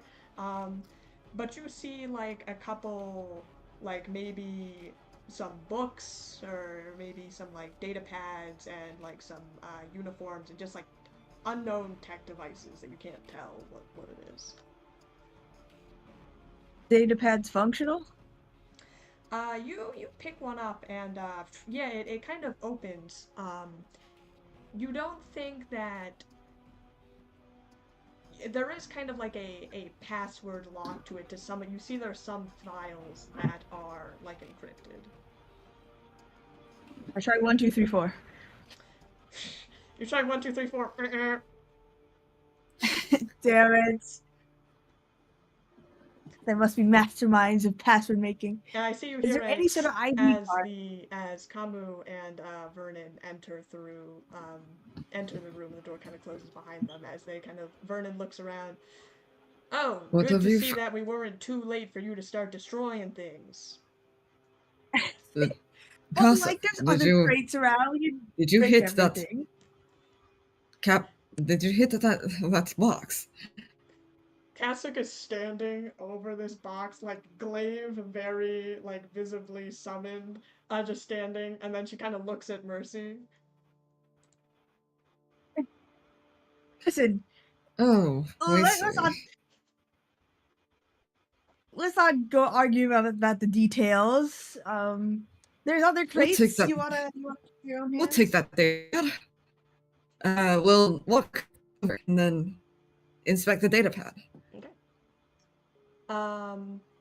Yeah, go ahead. Please make a computers check then to try and check out. You get like free. It's essentially this datapad doesn't have much. It's like there's just like a passcode in the beginning, so you can't get much to it without like passing through the passcode. Interesting. Have you tried 1, 2, 3, 4? Already tried that, Kamu, and it didn't work for some reason. Oh, you know, you gotta try 4, 3, 2, 1. Okay. We'll do that. Just kidding. No. We'll walk over to the other locked compartment and so try are to you open not it. doing anything with the datapad right now? Because I would make you roll for it, if you would. Or do you want to wait on okay. Sure. I mean, does it look like we can find a way to bypass the passcode? Yeah, you could take a shot at it. I wouldn't say this doesn't look like particularly strong-held or anything. Okay, we'll try that. Let's go. Is that that would be a computers check? Computers, yes. Huh.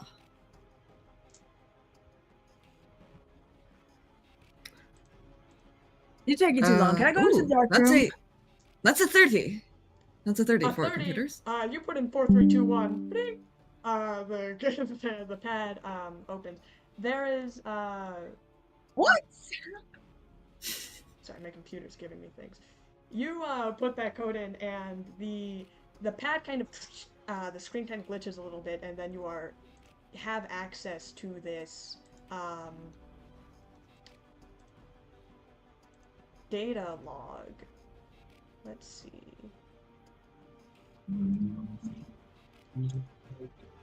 And you get the following It's gonna be like fighting information.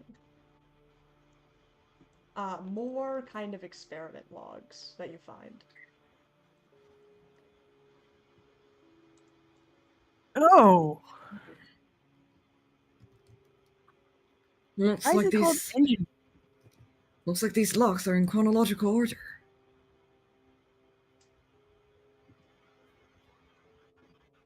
Is it? Because it goes from 3 to 9, 10 to 7. Well, the subject are not in any particular order, but the test. Why are these tests labeled as like engine failure, station fire? Is that just like to cover their tracks in case anybody sees this stuff?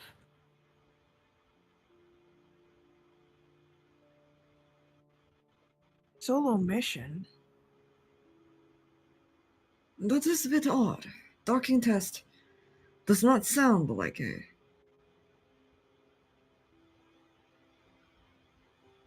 sandbox. Asphyxiation. If these are simulations instead of experimentations.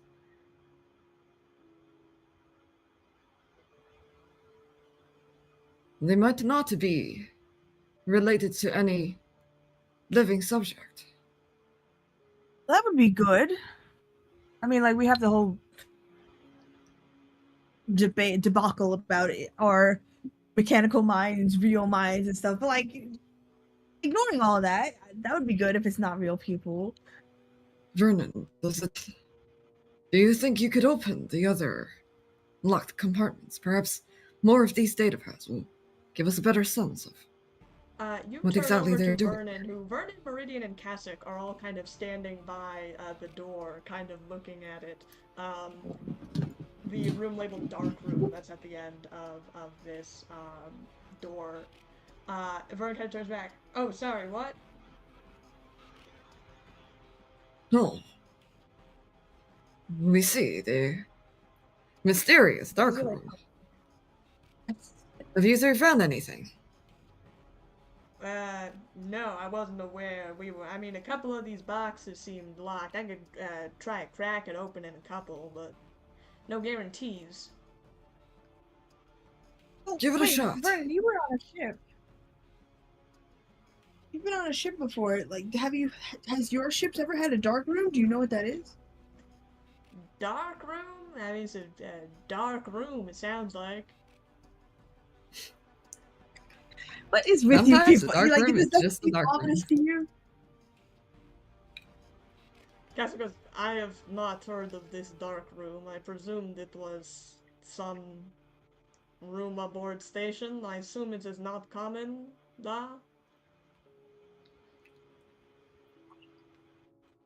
Could be a hidden archive, or whatever it is they decide to do with it. Vernon, you stay behind and unlock these crates. Me and Kasuk will go into the dark room. Meridian, you can stay with Vernon and Kasuk this time. So we're splitting again. Yes. Kama, do you want to come? Or you want to stay? If you We will want come me to with stay you. behind, I can try to crack open these locks, and then I'll report back to you if we find anything. Yeah, so everybody but Vernon. That would be good. Don't die. You say that a lot for someone who's supposed to be the captain aboard a crew. I think I'll be fine in this empty room of nothing but spare beds and lock boxes. It's empty for now. Lead the way, Kabu. Okay, well, does the dark room have a door? Well, I suppose if we can tell that it's a dark room. Yeah, there is a door. It's a closed door. So once you approach it, similar to how when you entered the crew quarters, you essentially just approached it and it automatically opened. Okay, we will. Do we smell anything? What does this room feel Good like? question. Perception check. Ooh. I don't like that. That's a good question. Oh, hate that thing. Never mind.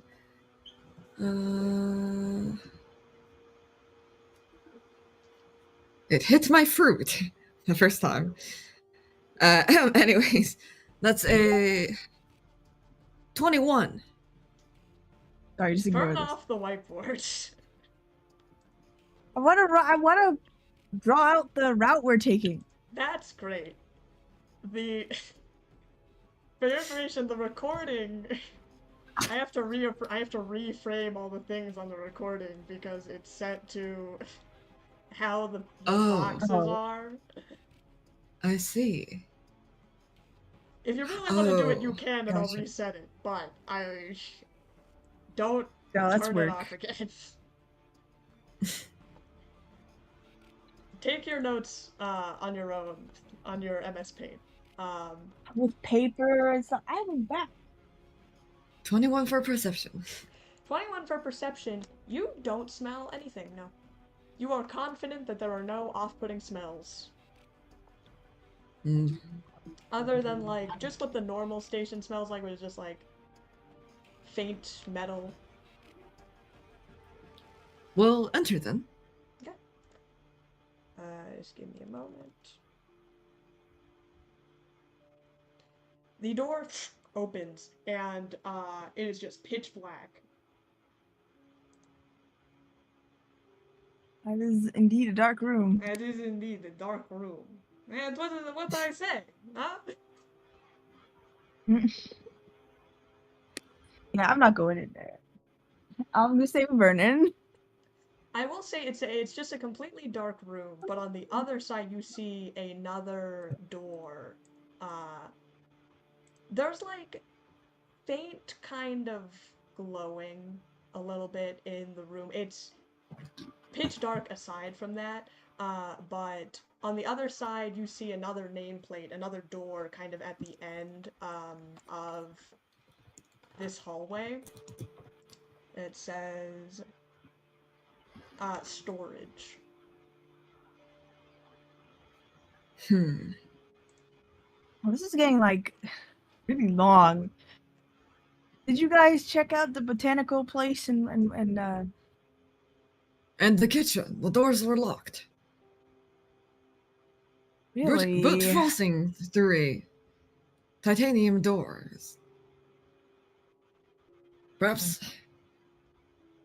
if you found that's worth a try, we can try that. No, I don't Camel's think going it to is. approach the door though. The door on the other end of the room. Okay. And Mercy, what are you doing? I want to backtrack all the way back to the first 3 rooms and try the maintenance room. Alright. You head back to the first door, so you guys are kind of in between rooms right now. You have the dark room and the crew quarters. You head past Vernon to the door and you run into it. It does not open. What? Eh, Oh, so we. What? Do we have to. And only 2 doors? What? Back up! Back out of that dark room. I want to just test something real quick. Come back. I would say you were like halfway through the dark room. And with your blind sense, you could tell, you would kind of feel around that it's just like an empty, dark room. And Cassock's kind of standing behind you as she looks back. I believe small Solarian is calling back to us. Mercy, what's up? The doors here operate weird. I think only 1 room is accessible at a time? What do you mean? These doors are interconnected. Because the You're door saying behind that is locked. You can't go back to the lab. we can't go back to the lab. I'm It's wondering possible if that- if you guys come back in here, then maybe that door will open. We think that some of these doors might auto-lock after someone had entered. But your theory is worth a try. And we'll go out and close the door. Yeah, you guys, so Kessa kind of nods to you as you take the lead, as she follows behind you as you leave the dark room, as the door closes again. And you start to head over to the door, and as you approach, nothing happens. The door leading to the lab or the dark room? The door leading to the lab. It looks like What? Oh, we our can't theory go might be back? right. Oh. So we have to go forward. Oh. All right, At this Vernon, point, did you... Cobble will start walking back to the into the dark room towards the As you're other walking door. back, you see that Vernon has cracked open one of the cases and is kind of looking around it as he hands out. It looks like a bit more of the same, just kind of uniforms, couple of doohickeys, and whatever this, another data pad. Maybe you could take another crack at it. Try 4321. Beep, beep, beep, beep. Well, I'll be damned. As he kind of reads through. He's kind of looking through. Yeah, I think I got a couple. It said same kind of test programs from, or those same experiment logs from earlier, but I don't know. Could be maybe something in the metadata. Yeah, come, you want to take a crack at it? Sure. Make a computers check, please. A 22 for computers. You scroll through the experiment logs, and you kind of go to you kind of hit the end of where the test logs are, and then there's a kind of like a small glitch before you kind of scroll past where like the end of the file should be, and instead the kind of pixelates as there is a different form on the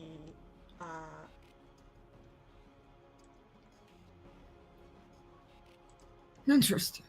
This datapad is a little bugged.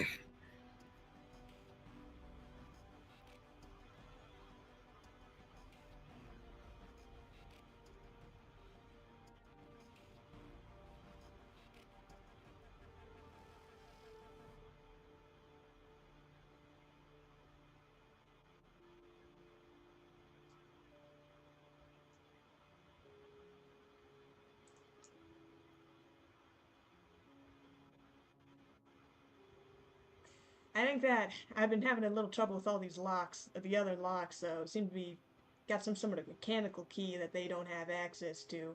Not sure if I'd be able to crack any others open, but, well, 2 data pads ain't bad. You guys find anything in that dark room?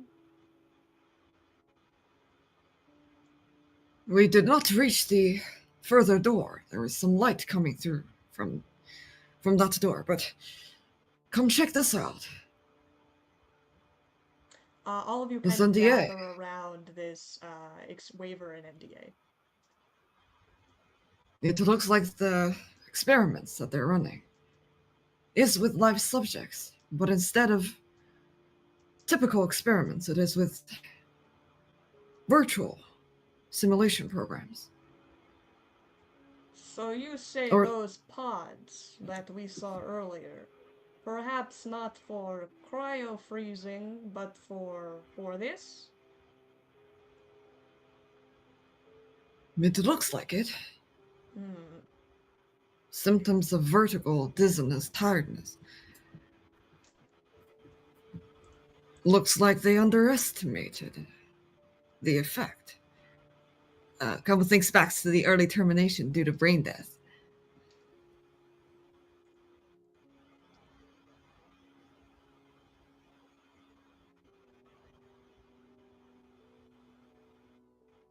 Mercy, you're muted. You're muted.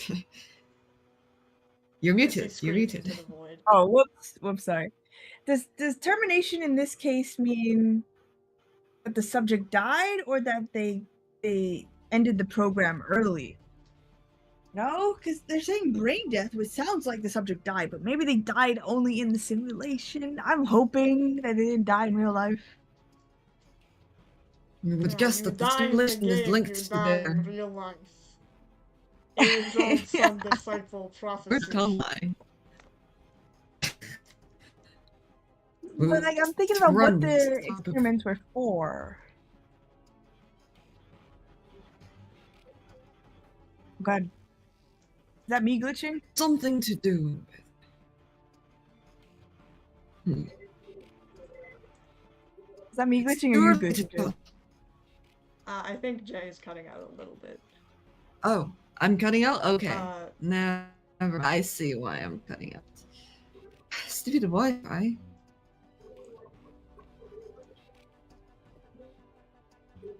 That's I'm going to connect to my.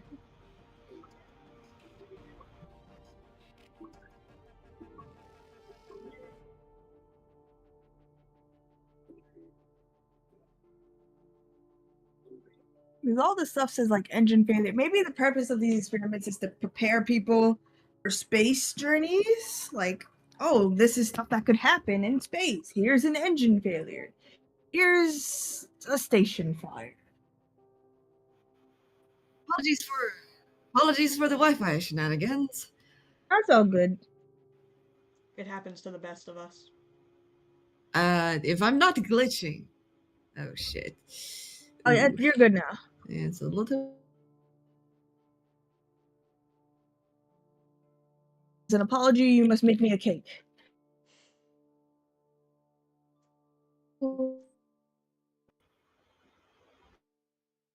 Oh, never mind. I lied to you.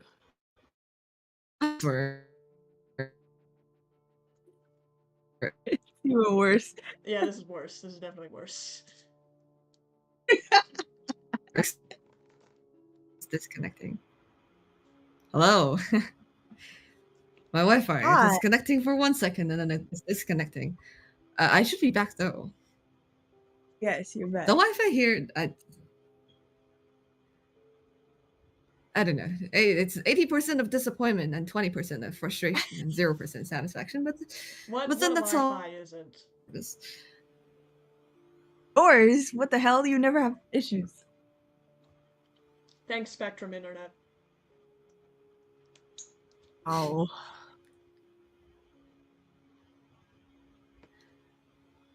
Okay, I should be back. You It's running sound pretty and look pretty good right now. Very cool. Do proceed. Yeah, so you guys have found this this NDA. All of you are kind of looking at it.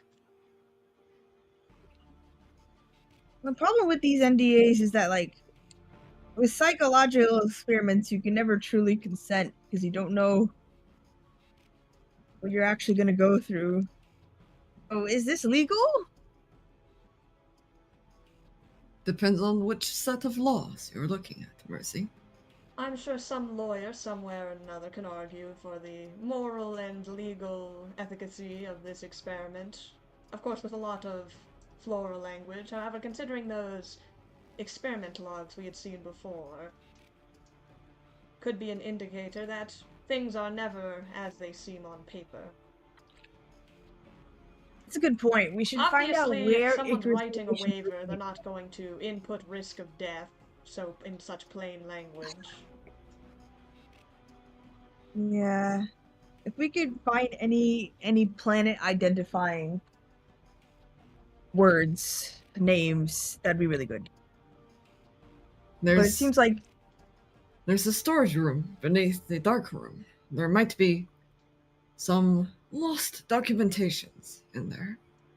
That's worth are we investigating. done with this room then? Because we can't come back if we go. Unless somebody stays. It looks like it stays unlocked if there's somebody in there. We could try. We could certainly try. If you really wanna, want to like, come lose. back here. I guess there's no point, but, like, how are we someone's gonna still on the escape? other side, maybe they could open it from the other side. We frankly don't know too much about how the station is arranged. Well, either way, we're already stuck because we can't go back from here. So might as well just all move together forward. Let us not. We can think about a way of getting out after we have the information we need. That's true. Let's go. Are we done with this room then? Is there any more crates? Yeah, we'll lead the way to the dark room. Okay. Wait for the others to join. Your whole group enters through the dark room, and you would have to make a perception check to notice it, especially you, Mercy, since you don't have dark vision. Common yours would be at advantage, but this room, you can't see anything. Does light work in here? Can I bring out my solar flare? Yeah, you can do that. When your solar flare kind of magnifies, and it's like a glow, like a flashlight. It's not like advanced darkness or anything like that. Like, you kind of use it as a flashlight to kind of peer around. All right, everybody, hold hands. Nobody get lost. We rolled a 28, and we'll use it to locate where the storage room is. Yeah, the storage room is very visibly just like on the other side of the wall. You can't really see the outline of the door, but you see it above it, like kind of the glowing nameplate that says storage. And perceiving around the rest of the room, it is like just empty. Like, there's nothing. It is just a dark room. Appreciate the light, Mercy. I try my best. We know you do. All right, lead the way, man, because I really can't see you. Everybody hold hands. Grab onto my hands. You all make a hand chain as you head towards the other side of the door as it opens. As you look into a storage room. This storage room has just just large clearing. There's a couple of like terminals on the side of like archives, lots of like crates up. It's just like piled high with a whole bunch of like equipment and that sort of stuff. And there's a door on the other side of this room as well. What does that one say? This lab has many doors. It does have many, many doors. Let me look. How big is this? Would you guys like to explore any of the Yes, processor chip. You look for a processor chip? Yes. Okay, make an engineering check for me then. I will find this damn chip.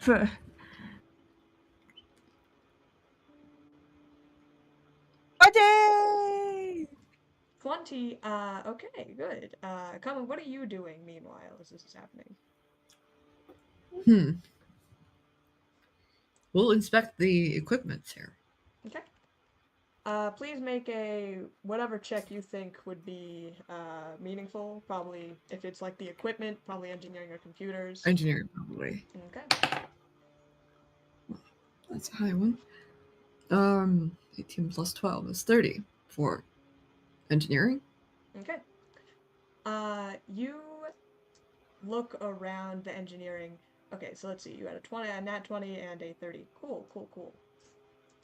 Kamu, you're kind of rooting around in this storage area, and you are looking through kind of all of these different stacks kind of piled high and everything. It's strange because as you peer through these like items and stuff, you can't. It's like hard to tell what the hell they would do. They're kind of unfamiliar to you. Like they have lots of prongs that go out at different angles, so you can't exactly place what they were used for. But they're all just kind of stacked high in this little storage space. You do find, however, a terminal, and as you look at it, for a brief second it's blank, and then there's kind of like a glitch kind of across the screen.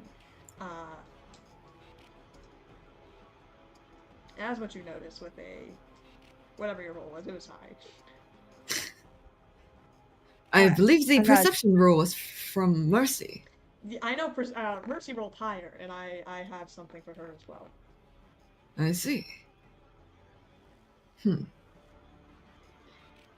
Got this, Kamu. Grab that file. Alright, Vernon, there's... Oh, we forgot to Vernon is... Did you leave Vernon in the previous room? Vernon did not stay back. All of you are in the storage room now. Oh, good. And the Good, door good. is closed behind you. Vernon, there's something funny happening with this terminal. Hmm? How so? We see a glitch. And then there's some new information. That's what happened with the previous datapad where we found the NDA. It appears Really? that there are information within these devices that are normally inaccessible, Hmm. if we were to guess. I haven't noticed any strange behavior, but if what you say is true, well, this place isn't exactly a sound station. Could be a couple glitches running around. Give us a passage, back door, you could say, into some encrypted files. See if there's anything you can find in this terminal. Back when we interacted with the first terminal, we get the feeling that each terminal might contain different information. Yeah, it could be. He kind of goes over and takes a look at it. Mercy, you Yes. are rooting around in this storage area, trying to look for this RTX device that you desperately are wanting to find. Um, and you realize you don't know what it looks like. As you're kind of just rooting around through a bunch of like different big machinery type things, pulling back and forth. Um, and you don't really find the closest that you can find actually is when you scrape around. There's a kind of brief flash of something that catches your eye. You think something in perhaps a glint in the light as you look down and you see actually like a brass key. I pick it up. I pick it up. I want it right now. You pick it up immediately. You want it right now. And as you do, and you immediately pocket it, you kind of get a read on the situation in the room right now, and you look and you see that everyone's kind of rooting around except for Kasuk, who is kind of standing by the crates, looking out the window that faces directly. The sun takes up like the entire uh, view of the window. Are you lost in thought, Castle? Pondering upon the universe. You come up beside her as she kind of looks back to you and looks back to the sun. I will admit, when I left Burning Archipelago, I did not think I would see Burning Mother in her light again. I feel really bad about, kind of abducting you. You okay? Abduction, you say?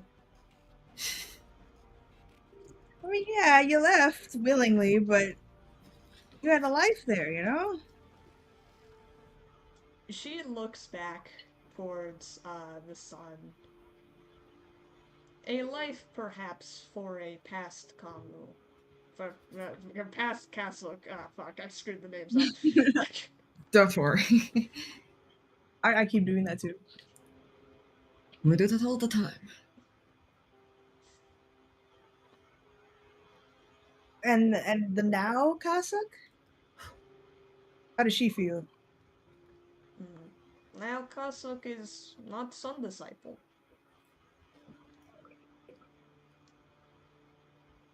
Is that is that freeing? Is it saddening? Or is it just life? She kind of sighs, and she turns back to the sun. It simply is different. But this is the path that, if Sarenrae would not allow me to leave, she would not have allowed me to leave. The fact that I am here now, with, you strange aliens, it speaks to her will. Although, I am not quite sure what that will is. Your will matters too, though. Like, do you like being here? Do you want to be here?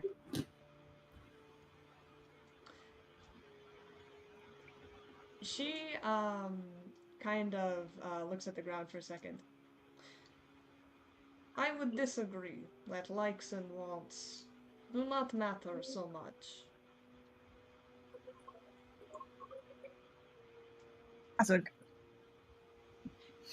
your culture is very different, and I feel like we have to have a deep conversation about feelings and feeling them. But right now, we should probably focus on the station as much as I want to like dive into this. My penance will come when it comes, as ceremony demands. But for now, we are here on Strange Station, close to Burning Mother herself. Perhaps her light will provide me guidance in this time. Mercy hugs Kasuk. Oh. She does not move at all as you kind of go in for her hug. This is a bonding experience, Orientado. I suppose so, but she really gotta work on picks your you emotions. up and gives you a like squeezing hug. Ow! Before she puts you down. Kamu. Mercy gets grappled. Mercy gets grappled. Mercy gets pinned. Kamu, you are looking through this data log, and you find the following another data log. Man, Kamu's the only one that's doing something productive. I'm just like looking around. What? Anything is productive here. We're just looking around. Oh, Vernon, are you seeing this? Yeah, I got it up on the screen right now.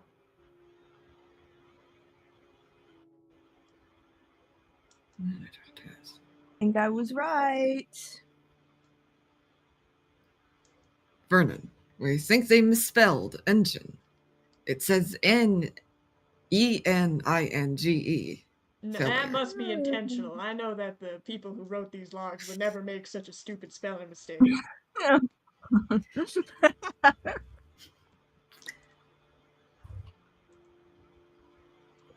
Man, so he did die.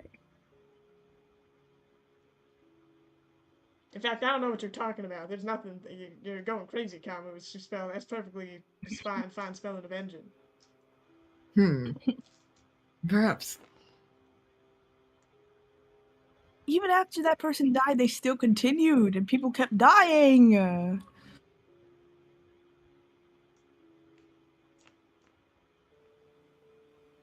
Remember the 88 people that had no complications?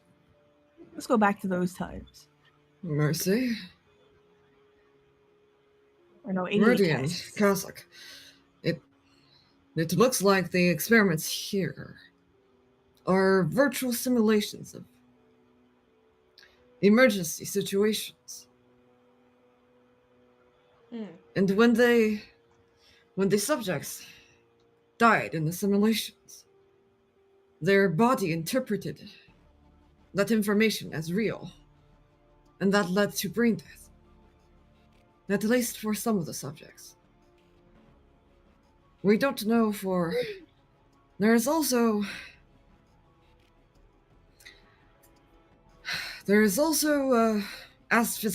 asphyxiation, which is, we believe,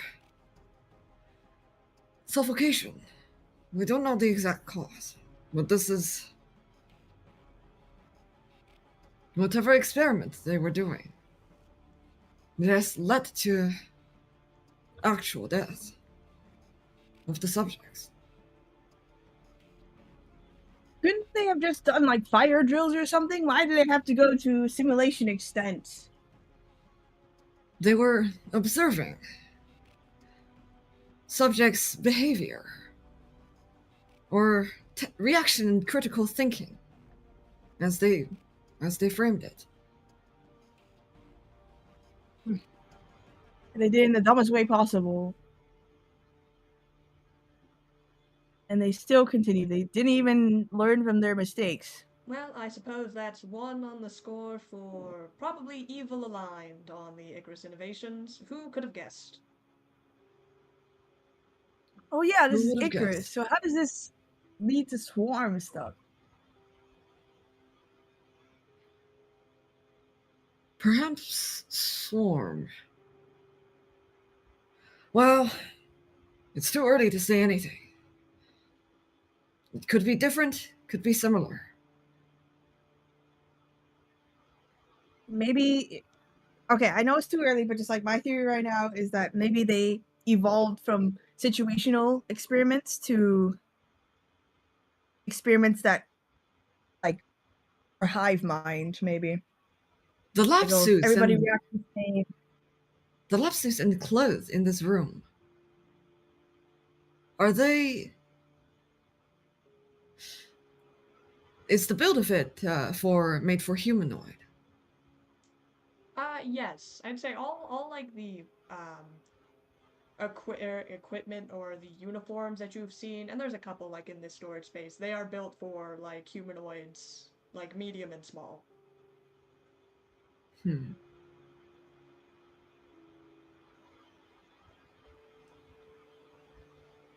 Mercy, what do I you also think? found a key. I don't know where. Oh, Oh, a key. yeah. I don't know where. Oh, the doors from before that were locked. They weren't locked from a key, right? It was just No, they're like locked. automatic doors. You have like a They're automatic classic door. like brass key, like two prongs, like very out of place even in this storage like room.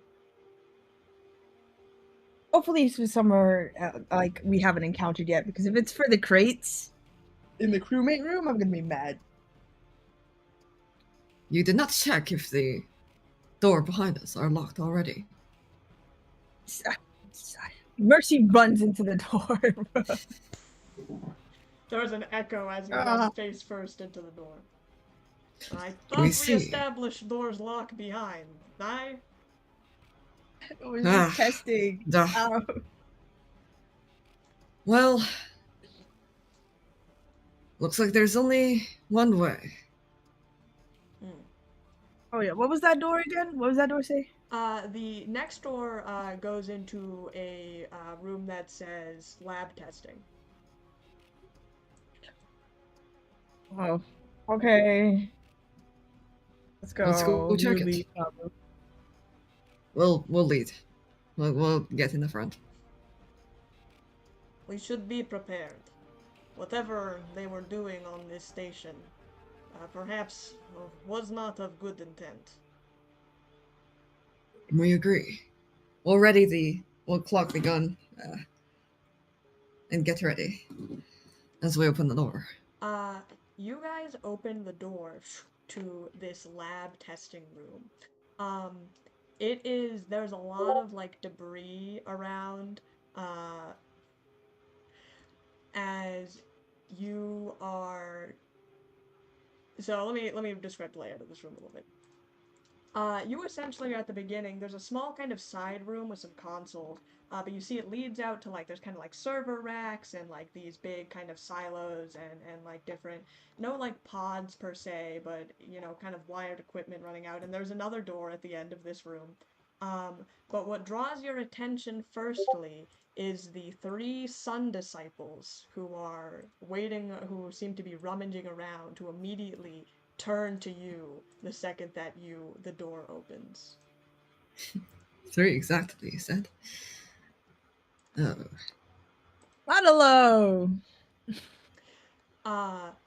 Kasuk kind of immediately pushes past you, Kamu, to the front, and she draws her glaive as the rest of the Sun Oh my Disciples also turn, and their solar weapons kind of manifest as there is this tense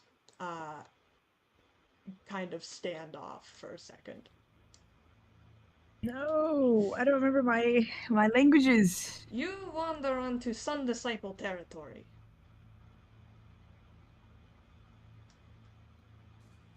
Whatever happened at this lab? has nothing to do with Sun Disciples. We appreciate you being here, but if we would keep what we're doing, limit what we're doing to our own business, things will be a lot easier. Hey, fuck. You here on Sun Disciple territory. How we know you not one of this lab? You trying to interfere with Burning Mother and Sarenrae's light. That we are not. Whatever this lab is doing is interfering with the Burning Mother. We are here to investigate. In Just that same case, as you. you admit you have no reason to be on station. This is Sun Disciple business. You are not follower of Sarenrae, and you carry this traitor with you. And the lead kind of Kasatha points this kind of fiery spear at Kasuk.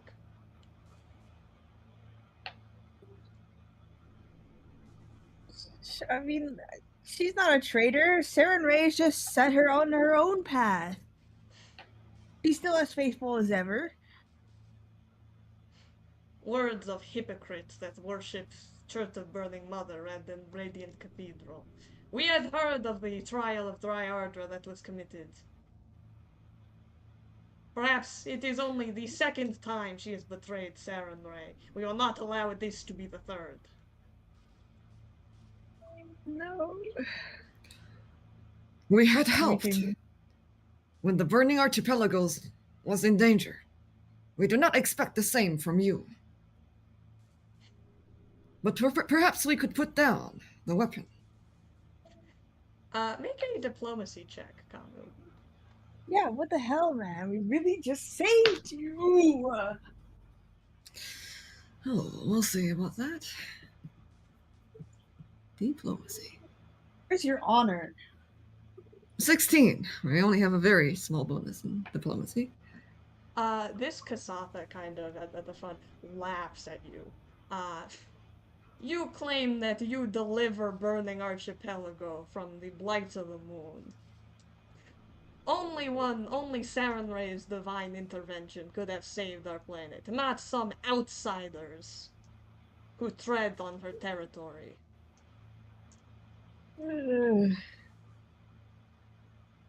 I pull out my weapon, bro. I'm done talking with these people. Mercy. Kasuk already has her weapon drawn as she doesn't look back to you guys. You see her kind of eyeing up the situation as she takes a defensive stance, and the lead kind of Kasatha kind of takes a step. Either way, you travel with this traitor of Sarenrae. She has committed Dryardra and distanced herself from the Sun Disciples. The fact that she comes back to this land means only one thing. Her own death, as all three of the Sun Disciples kind of draw these flaming and graviton weapons. And everyone please make a roll for initiative. Oh. Who are you taking on the crew sheet?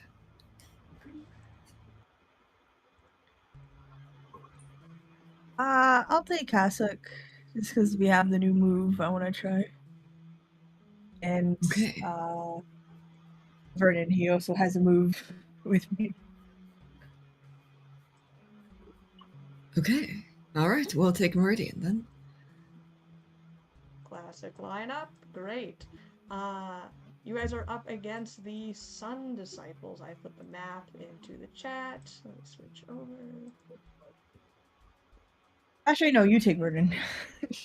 I want to control 3 people. Okay. And if you kind of roll your initiative for everyone, please, as well as the characters, make sure to add your dex bonus.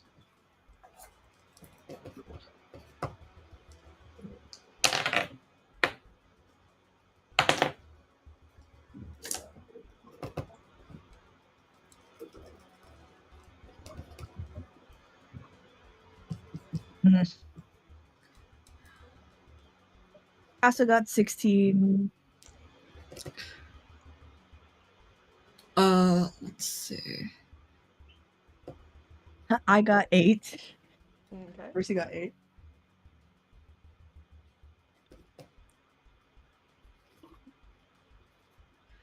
$19 for Meridian. 9 for Meridian? Yep.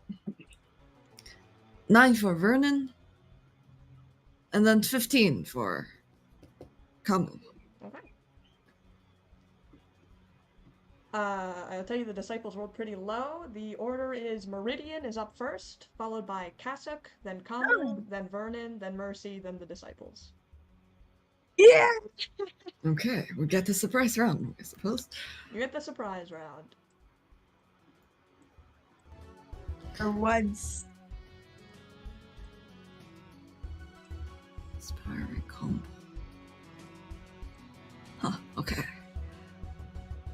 Is that a Yusoki? Are they shorter than me? They're not, actually, make a perception roll during your turn, I'll tell you.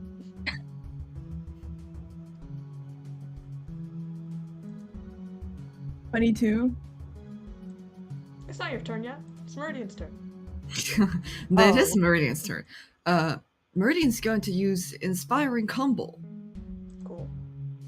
In particular, it's going to be Inspiring Oration. I believe everybody should be within 60 feet Yeah, for sure. This is kind of a small of her.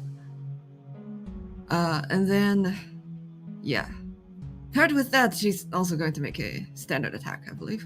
Cool. With dual neutron pistols.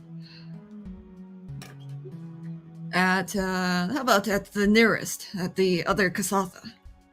At the Kasatha in the front. Yeah, go ahead and make your attack. Okay. Oh, classic. It's going to be a 10. 10 will not hit as Meridian fires out. And what does her boost do? What did you do? Oh, so, let's see.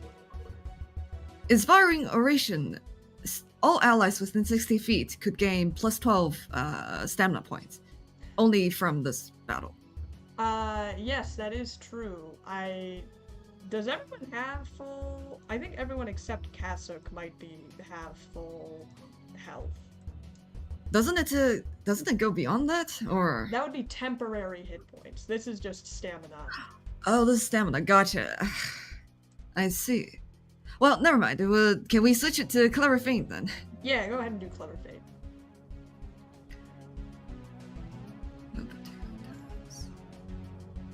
Okay, why don't we'll get the... Is that the Yusoki? Yeah, so Sun Disciple? for the room, the 3 Sun Disciples, there is this Kasatha in the front, there's a Yusoki kind of further in the back, and then a Lashunta furthest back. I see, okay. She's going to use Clever Feint against the Yusoki. Cool. So... It's very short. Alright. Your bluff check of... DC is 21. Perfect. 21. Let's see, I for bluff.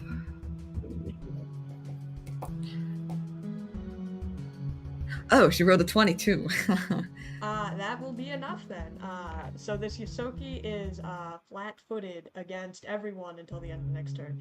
And she fires, misses her attack, but the Yusoki trips. That is, Kasuk is up next. Okay.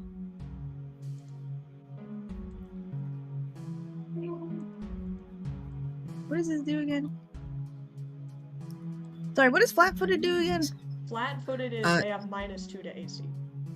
Yep. Okay. Yeah, so I'm gonna take advantage of that.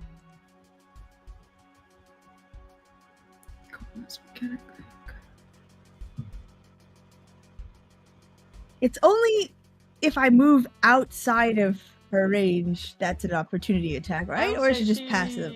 She does not take an opportunity attack, I will say, from going one more to the Yusoki. Okay. She is, however, flanked now. Oh, yeah. No. You know what? No. I'll try it. Here. Wait, is that in range? No, I'll stay here and then do terrifying flex. Okay.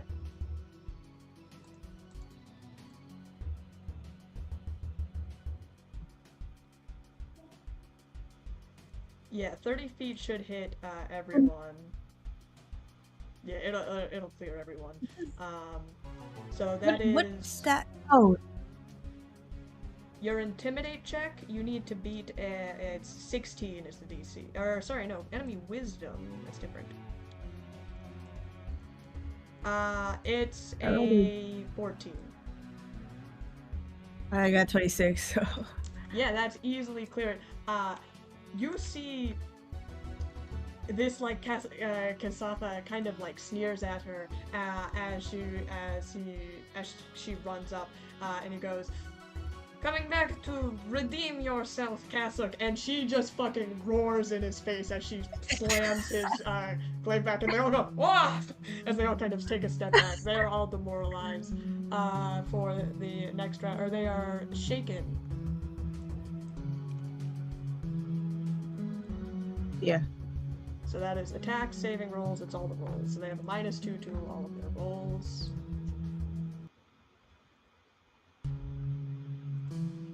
That is my turn then. Okay.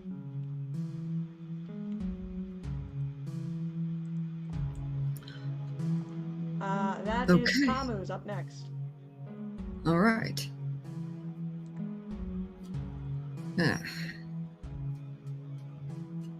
Yeah, Kamu's gonna spend this turn activating Cloaking Field. Awesome, okay. That always takes a full turn. That's okay though. I'm sure it will pay dividends off later. You activate your cloaking shield, you go a little transparent, just kind of a faint outline of this Copaxi. And is that your full action? Because afterwards it is Vernon. That is true. You know what? We'll take one step closer towards Vernon. Okay.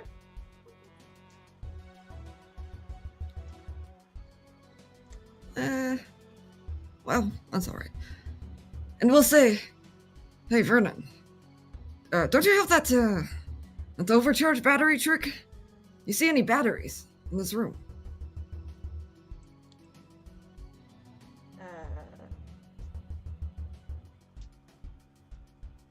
Are you talking about the mechanics trick overcharge? Yes. Oh, yeah. Yeah, I can overcharge one of those. I can overcharge any weapon. You need a boost? Not this turn. Give yourself a boost, maybe. He nods, and then whoever is controlling Vernon. Okay. You know, yeah, I'll do that. Let's move action. No, that's it. Okay, I see. Although, those are both standard actions. Okay, can instead use this trick as a move action. You know what? Vernon's going to give the boost to Kalma anyways, as a move action. And then your mind, I see. You know what? Might as well.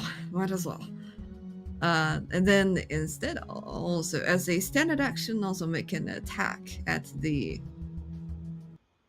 Yosoki who is flat-footed. Yes, that's correct. What is Vernon's range again? 60 feet? Yeah, he can clear it easy. You probably cleared it. Alright, attack roll then. That's a 21 hit. 21 will hit. Very nice. There's my trusted D10. Okay. Why does this look so 12 points of damage. Vernon Where's fires. As he kind of goes to your gun, Kamu, and you see it kind of burst with this energy for this overcharge that he puts on. As he kind of points over, Kasuk, duck! As he fires this shotgun blast, and it hits the Yosoki square in the chest. As Mercy up next. Now, can I do a perception check to see if anybody is like, resistant to fire damage? Yeah, go ahead.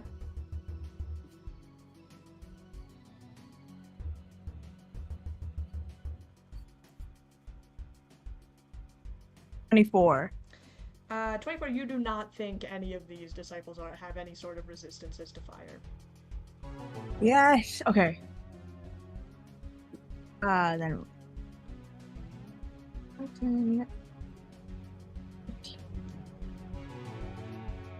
Okay. I'm gonna shoot at this. Actually, no, I'm gonna back up.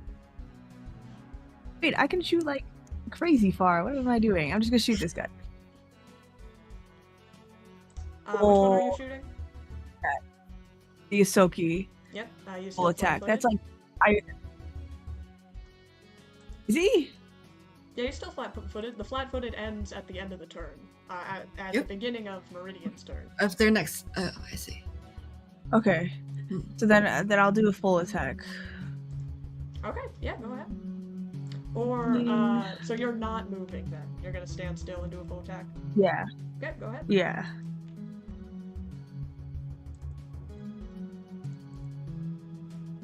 Math. I got 27 and 15. The 15 does not hit, the 27 will. Damn it.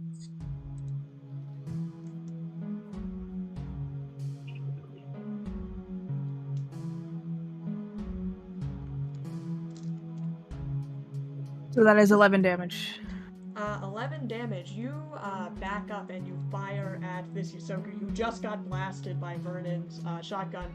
The first shot kind of whizzes past, but the other you kind of see smolder on his armor. And now it is the Sun Disciple's turn. Sorry, Kasuk, I really just put you in there, huh? Yeah, the two Sun Disciples immediately flank her, and they're going to take some attacks. Let's see, this is... Well, no, aren't they still shaken? Can't they just... Shaken means that their attack rolls are inhibited, but they can still, like, move. Oh. Okay. But yes, it's still kind of shaky. You see there's a bit of hesitancy as they go into flank her, but they still are going to make their attacks. Let's see. Does a 15 hit Kasuk? This is KAC. Yeah, I'm looking at... No. Okay. I don't think so. But I'm assuming a 24 hits. Yeah. Whatever Casey, yeah, will definitely hit. So you see this Yosoki kind of go up. He's got kind of like these twin weapons, slicing and kind of missing as Kasuk sidesteps. But she sidesteps right as this Kasatha spears her straight, like kind of slashing at her gut. And that is going to deal 1 damage. 10 damage, please, to Kasuk. And you in the back. Yeah. What? Don't look at the back. You're going to run up Tad. And fire at Mercy, who's kind of out in the open. How? No, like this. Please miss. 17 on EAC. What the fuck? Yeah, that hits. Alright. She fires her solar flare back at you, and you take 10 damage as well.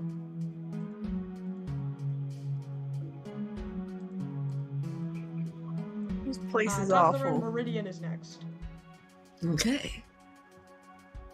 Does anyone? As she kind of fires at you, she calls out to you, "Stay out of this fight! This isn't any of your business."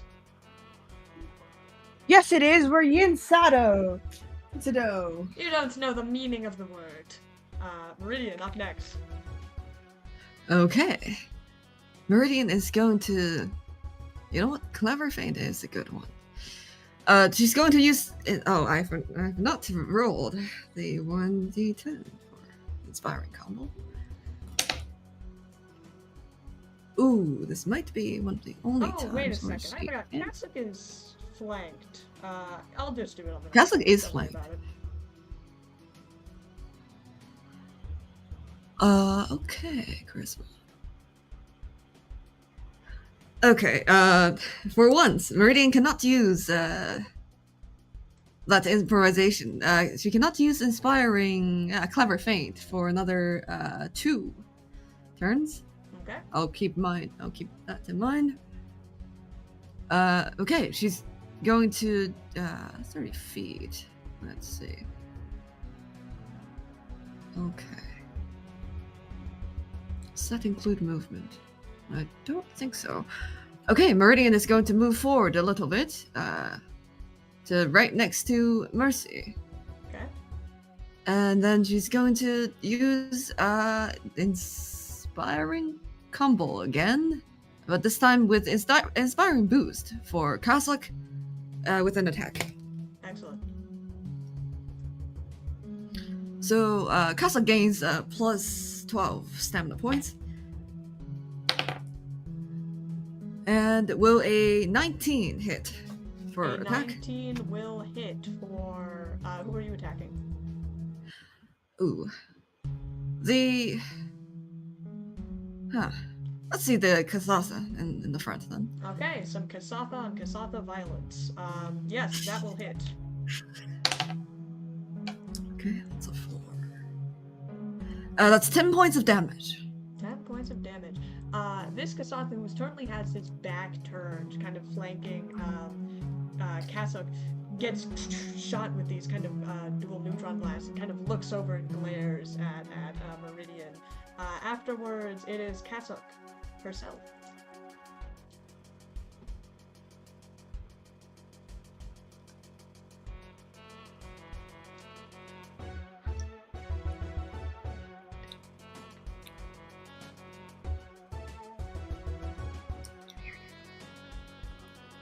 Who's in charge of Cassock? The muted person, I presume. She's thinking. I'm thinking, sorry. You're all good. After Cassock, it's going to be Kabu, just to let you guys know. Yep.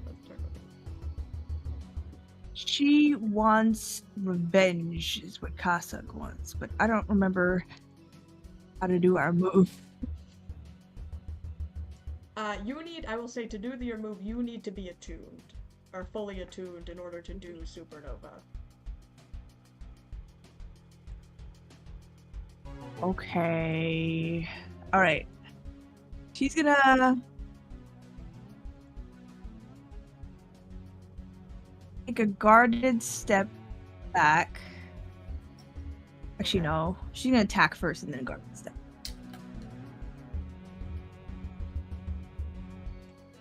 You're gonna attack the Isoki. Go ahead. For a...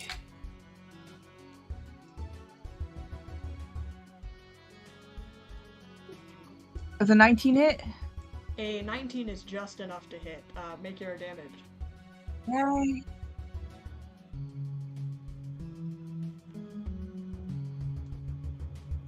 $2d6.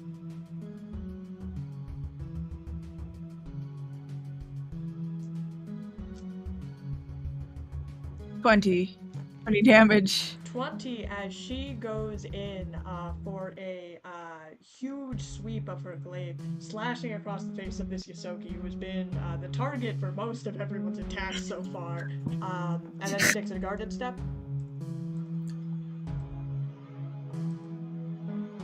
Yes. I think Meridian accidentally started the Yosoki Butcher focus fire, but... Get that rat!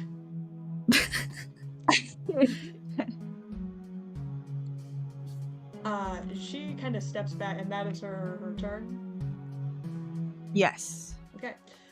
She steps back to kind of 1v1, now out of flanked, to 1v1 this Kasatha, who kind of... They clash weapons for a second as they kind of glare at each other, and the Kasatha says, I suppose you haven't lost your touch of what you have learned from the Sun Disciples.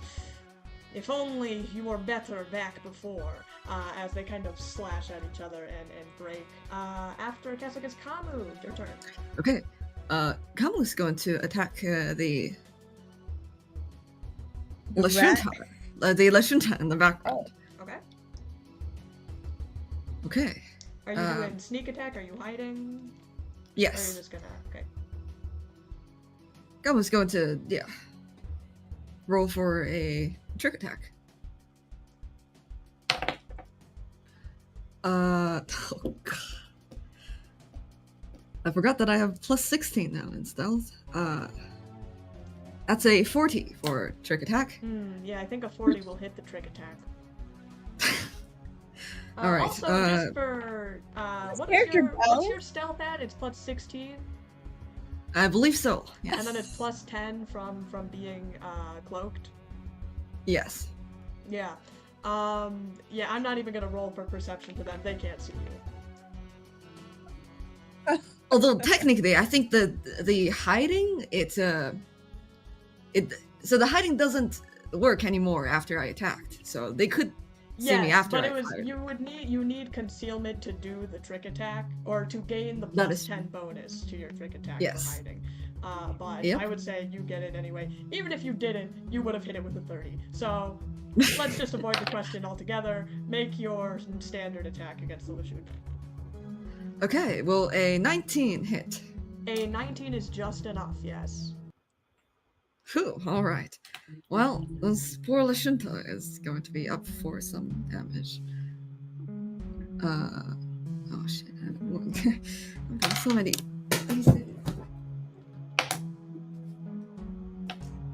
5, 6, 3. Why don't I have a cool background, man? Kazakh's the only one with like a cool. Even Combine has one. 14. Oh, I'm sorry. There's I still have to add the plus 10, plus 6 from plus 1d6.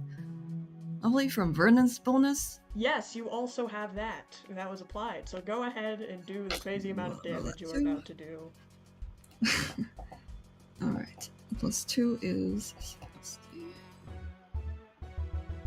And then what does the?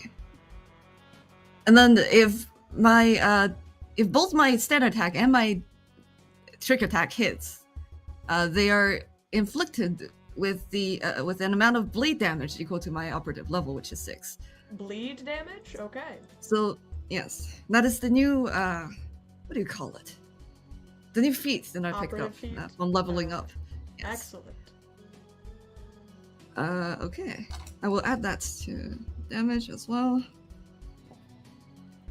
And then it's a 1d6 bleed, you said? Yes. No, I think they take 6 points of bleeding damage, and then they are inflicted with the bleed condition. Got it. Okay. Yeah, I just need to know the number associated with bleed. Have you added your damage that you did? 26 points of damage. 26. Pretty hefty. This Lashunta, who hasn't been getting hit at all during this fight, suddenly gets racked with like a sniper bullet and pierces through her shoulder, bleeding pretty profusely. As she kind of looks around at where the hell that came from and locks eyes with you. Vernon is up next. After Vernon is going to be Mercy. Nothing personal. Oh, it's my Wi-Fi again.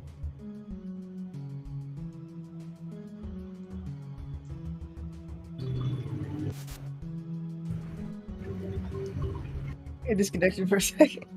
Yeah. Yeah, it's Vernon is up now. Mercy, you go right after.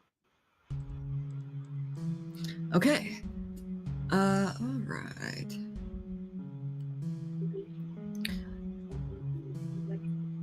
Also, I'd completely forgotten about Combine's turn. That was my bad. Oh, yes. Yeah, as a mechanic, that is kind of your whole thing. So he gets to go twice. Nah, that's okay. Well, for Vernon's turn, you may take Vernon's turn as normal. Right. Combine. Okay, twice.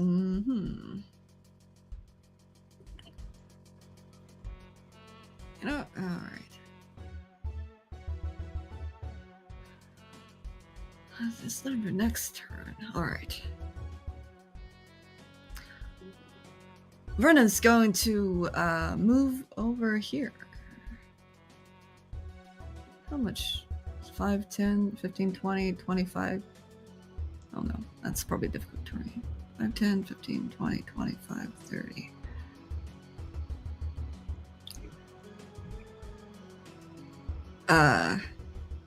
Vernon's got Castle's back. Anyways.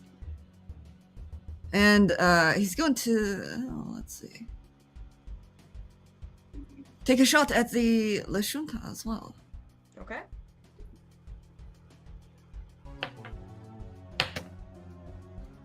Will a 14 hit? 14 with the shotgun? Yes. No, 14 will not hit. Is that a lyric or something? Okay, then it's then I believe it would be Combine's turn. Then it is Combine's turn. How much is... Oh, I see. How far is Bull Rush? Again, in terms of... Bull Rush, I believe, is full movement. But let me check.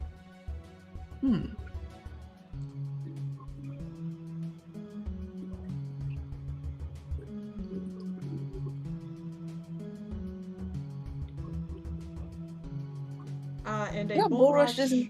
to remind you, so essentially Bull Rush does not do damage. You're trying to physically move the person back 5 feet. I see, okay. Alright. Combine looks like it should be enough, well, should have enough space to move over here. If you consider that difficult terrain, then I will tell you, difficult terrain does not matter for Combine. Does not Combine matter for Combine. That is feat, where he ignores difficult nimble terrain. moves. Yeah, he has nimble moves. Yep. Oh! So you know, that's you less just than, that's you less just than move 20 here. feet. So yeah, he can do it full movement. Okay. And then Combine should still have the standard action, right? I believe since Vernon both moved and took an action, Combine only has I see. like one, essentially. Okay, gotcha. Well, Combine will stay there then. Yes, but if the After next movement? turn, But like, Vernon does not, or Vernon only moves or only attacks, then Combine essentially gets the movement and the action. Gotcha. yeah, but like, we skipped Combine's turn the first time. I would okay. also Get say, another one.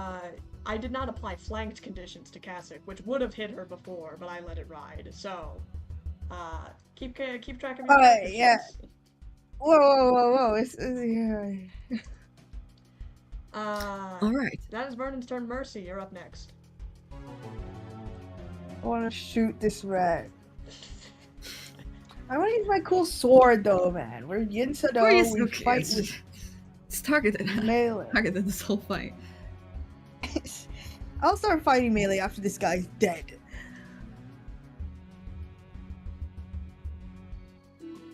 I got 26.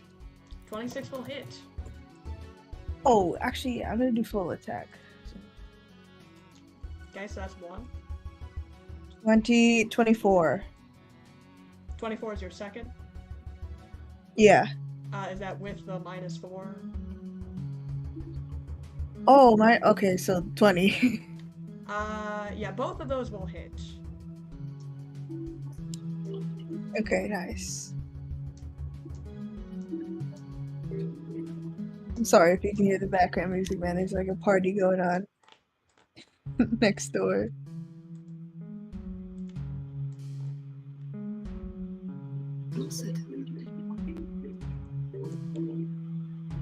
Oh, what? When did I get to like? When did I get so much damage? 13 damage? Yes. So as a Solarian, you level 6 gives you more, I believe you increase your number of dice. So you have that as well as your damage bonus technically should be attuning. When you are attuned, your damage bonus is half of your level. So you always get that every time you level up. So every 2 times you level up, you get a +1 damage bonus. So what did you got a 14? Alright, what's the second attack? No, I got 13.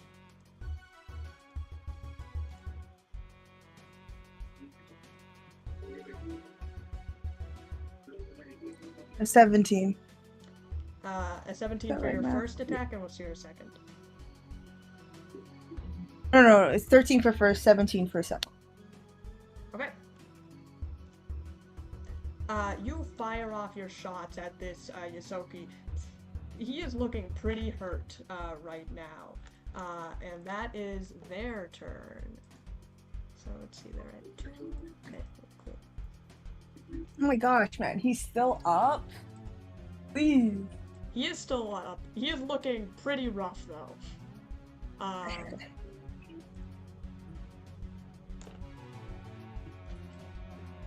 Don't feel bad, Kalu, man. These guys want to kill Kasuk.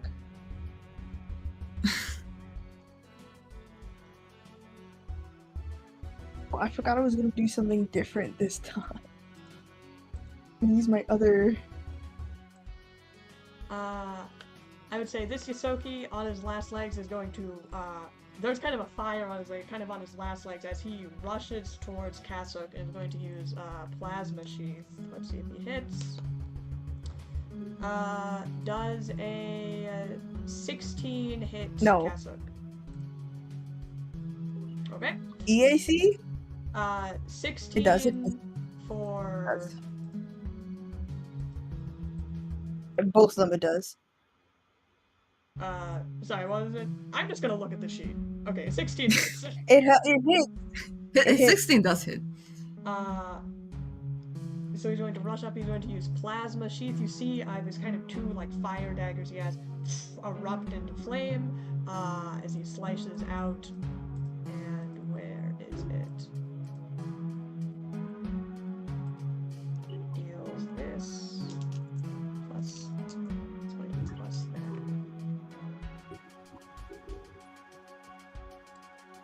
Alright, in the 7, it's going to be plus 6, it's going to be 10.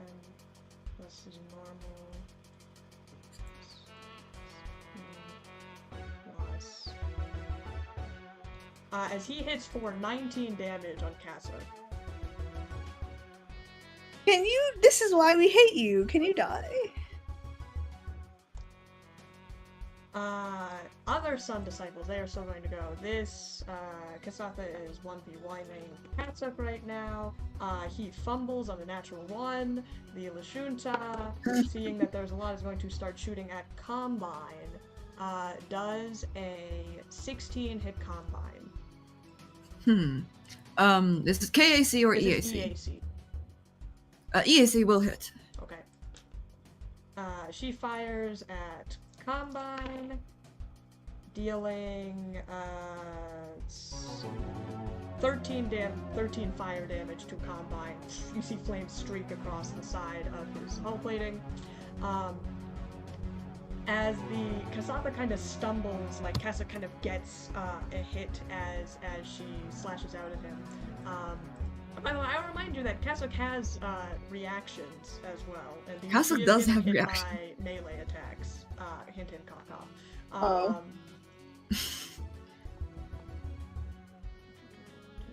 That's for like allies. Also, is it the Lashunta's turn yet? Has the Lashunta gone? I believe yes. You have reminded. Yes, thank you. Lashunta needs to take bleeding damage, actually. That is true. Because she did not do an action. You see her still bleeding from her wound. She has not decided to use first aid to resolve that, so she is still bleeding. Meanwhile, the Kasatha kind of sneers, kind of looking from Kasuk to the rest of your allies, your crew, as he kind of takes a jab. Kasuk, I didn't think you would stoop so low as to selling yourself with these outsiders. Perhaps you are not as strong unless these people not of Sarenrae are holding your back. And she kind of glares up at him. Perhaps if you die to these outsiders, then what does that speak of your relation to Sarenrae? Perhaps she does not look so favorably upon those who fail their battles. And they continue to spar. Disciple just went, that means top of the round, it's Meridian's turn. It is Meridian's turn. Ooh. Let's see. Meridian is going to use... Oh, it's one turn until she could use Clever Feint again. Let's see. Where is she? That's within that. Meridian is going to use Inspiring Combo with Inspiring Oration, which gives everybody within 60 feet plus 12 stamina points. Yes, and that will be everybody except Kasuk, because she was already targeted by... what is it? Yes. Inspiring Boost. I'll go ahead and add that to Combine.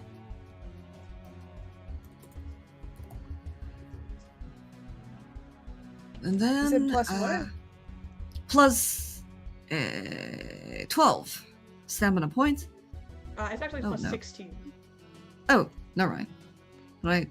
It's 12 can plus I her overheal? charisma bonus. Oh, it's 12 no, plus her just go to charisma, full. right.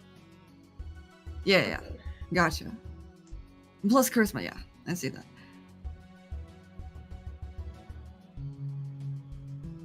Plus 16, and then she'll do a standard attack. Which one of these three are looking most rough? The Ysoki by far. The Ysoki, I see. Yeah, you know what? She's going to try and finish the Ysoki. Ysoki is too bad. Or might not. Maybe not. Well, a 13 hit. 13's not going to hit either ACs. Okay, that will be her turn, I believe. Okay, next up is Kasuk. Afterwards, Kamu.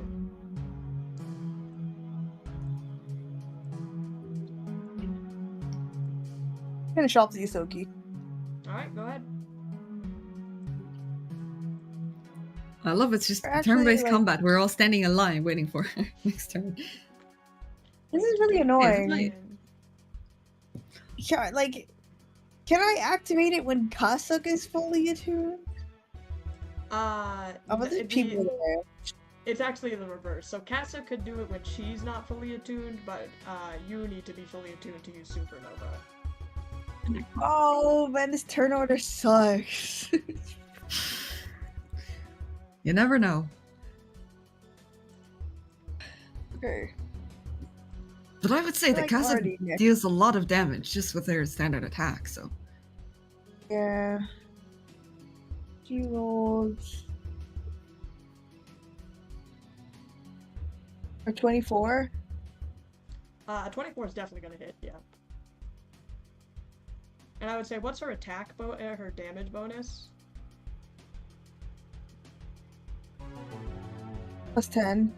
Oh yeah, she kills this guy. Oh, damage bonus? Oh. Yeah, her damage bonus, right? Yeah, 10. Yeah, she kills this guy. She turns over, and pulls out her glaive. May Sarenrae guide your path in the afterlife, and she beheads this guy. We thought we said no killing. You did not say no killing. Okay, no killing from now Always with on. the no killing. Also, this is lethal Dry weapon. chocolate. To do non-lethal attacks, I have to. You take -4 to attack roll. Yes, we know I that. did Thank you 24. for Did the reminding us, 20 hit? Kasuk. Does a 20 hit? That's just -4. Well, you already killed me. you You already said killed to me. attack this guy. Yeah. I didn't roll damage yet. Okay, There is Any hit is going to kill this guy. Alright, then can't you do full attack? Like, so like the next attack is on this person? Does it have to be on the same target? No, full attack can be, I think it's just 2. Actually, is it? I think it is, you can just make 2 attacks. I think full attack is typically Nice. 2 attacks on the same person. To make 2 attacks. Oh, Virginia. Oh, you want combo to make a full attack? You could. Yeah, but I'd rather apply this 3d6 damage. Bleeding shot only works if both trick attack and standard attack hits.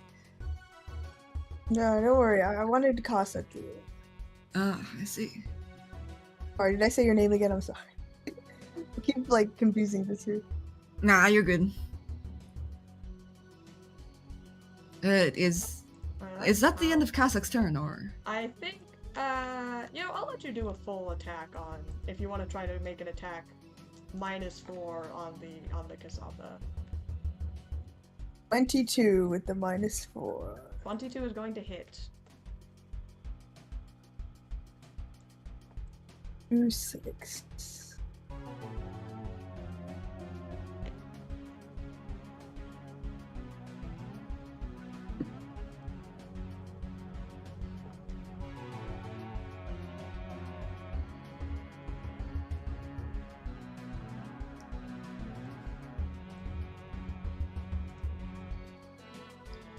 What damage do you do?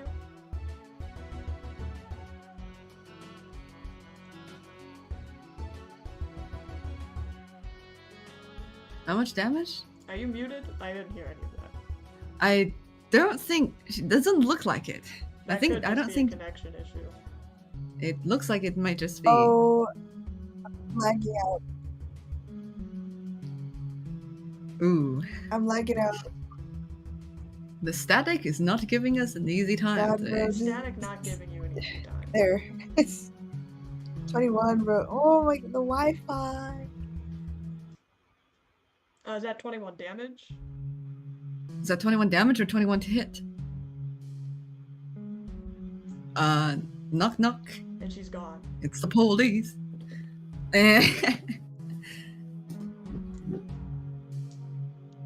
Erased into the ether. Like a kiss in the wind. You will be remembered. Adios. I think only one. She texted. I know it's a 21. I think that's 21 damage. You rolled a 5 and a 6. I see. Yeah, that would make sense.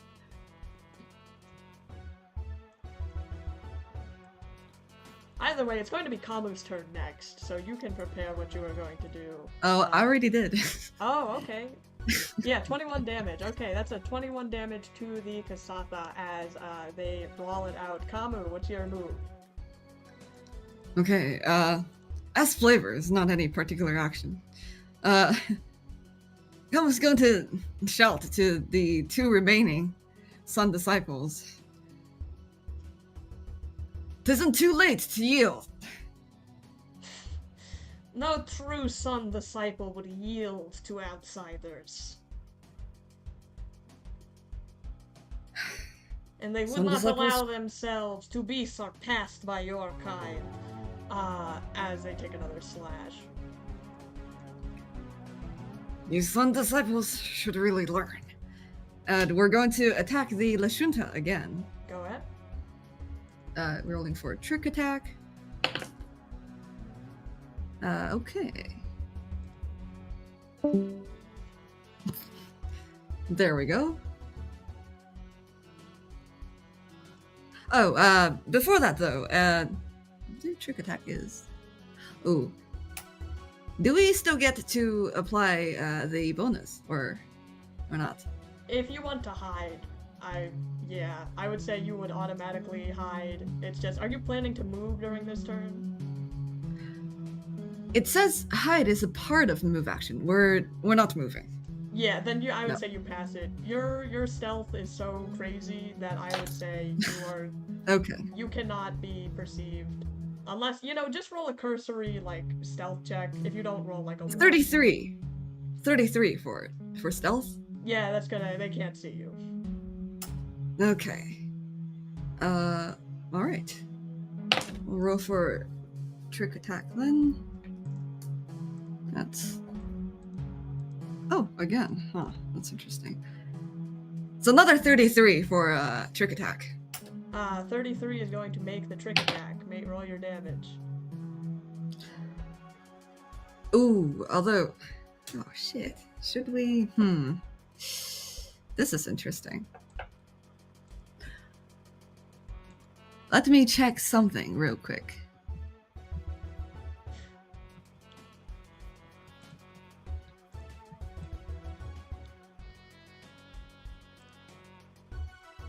Minor delve into the static. I think we're slamming these poor Sun Disciples. I don't think we need to use Premonistic Aim. Oh. You know what? That's alright. Roll a 13 hit.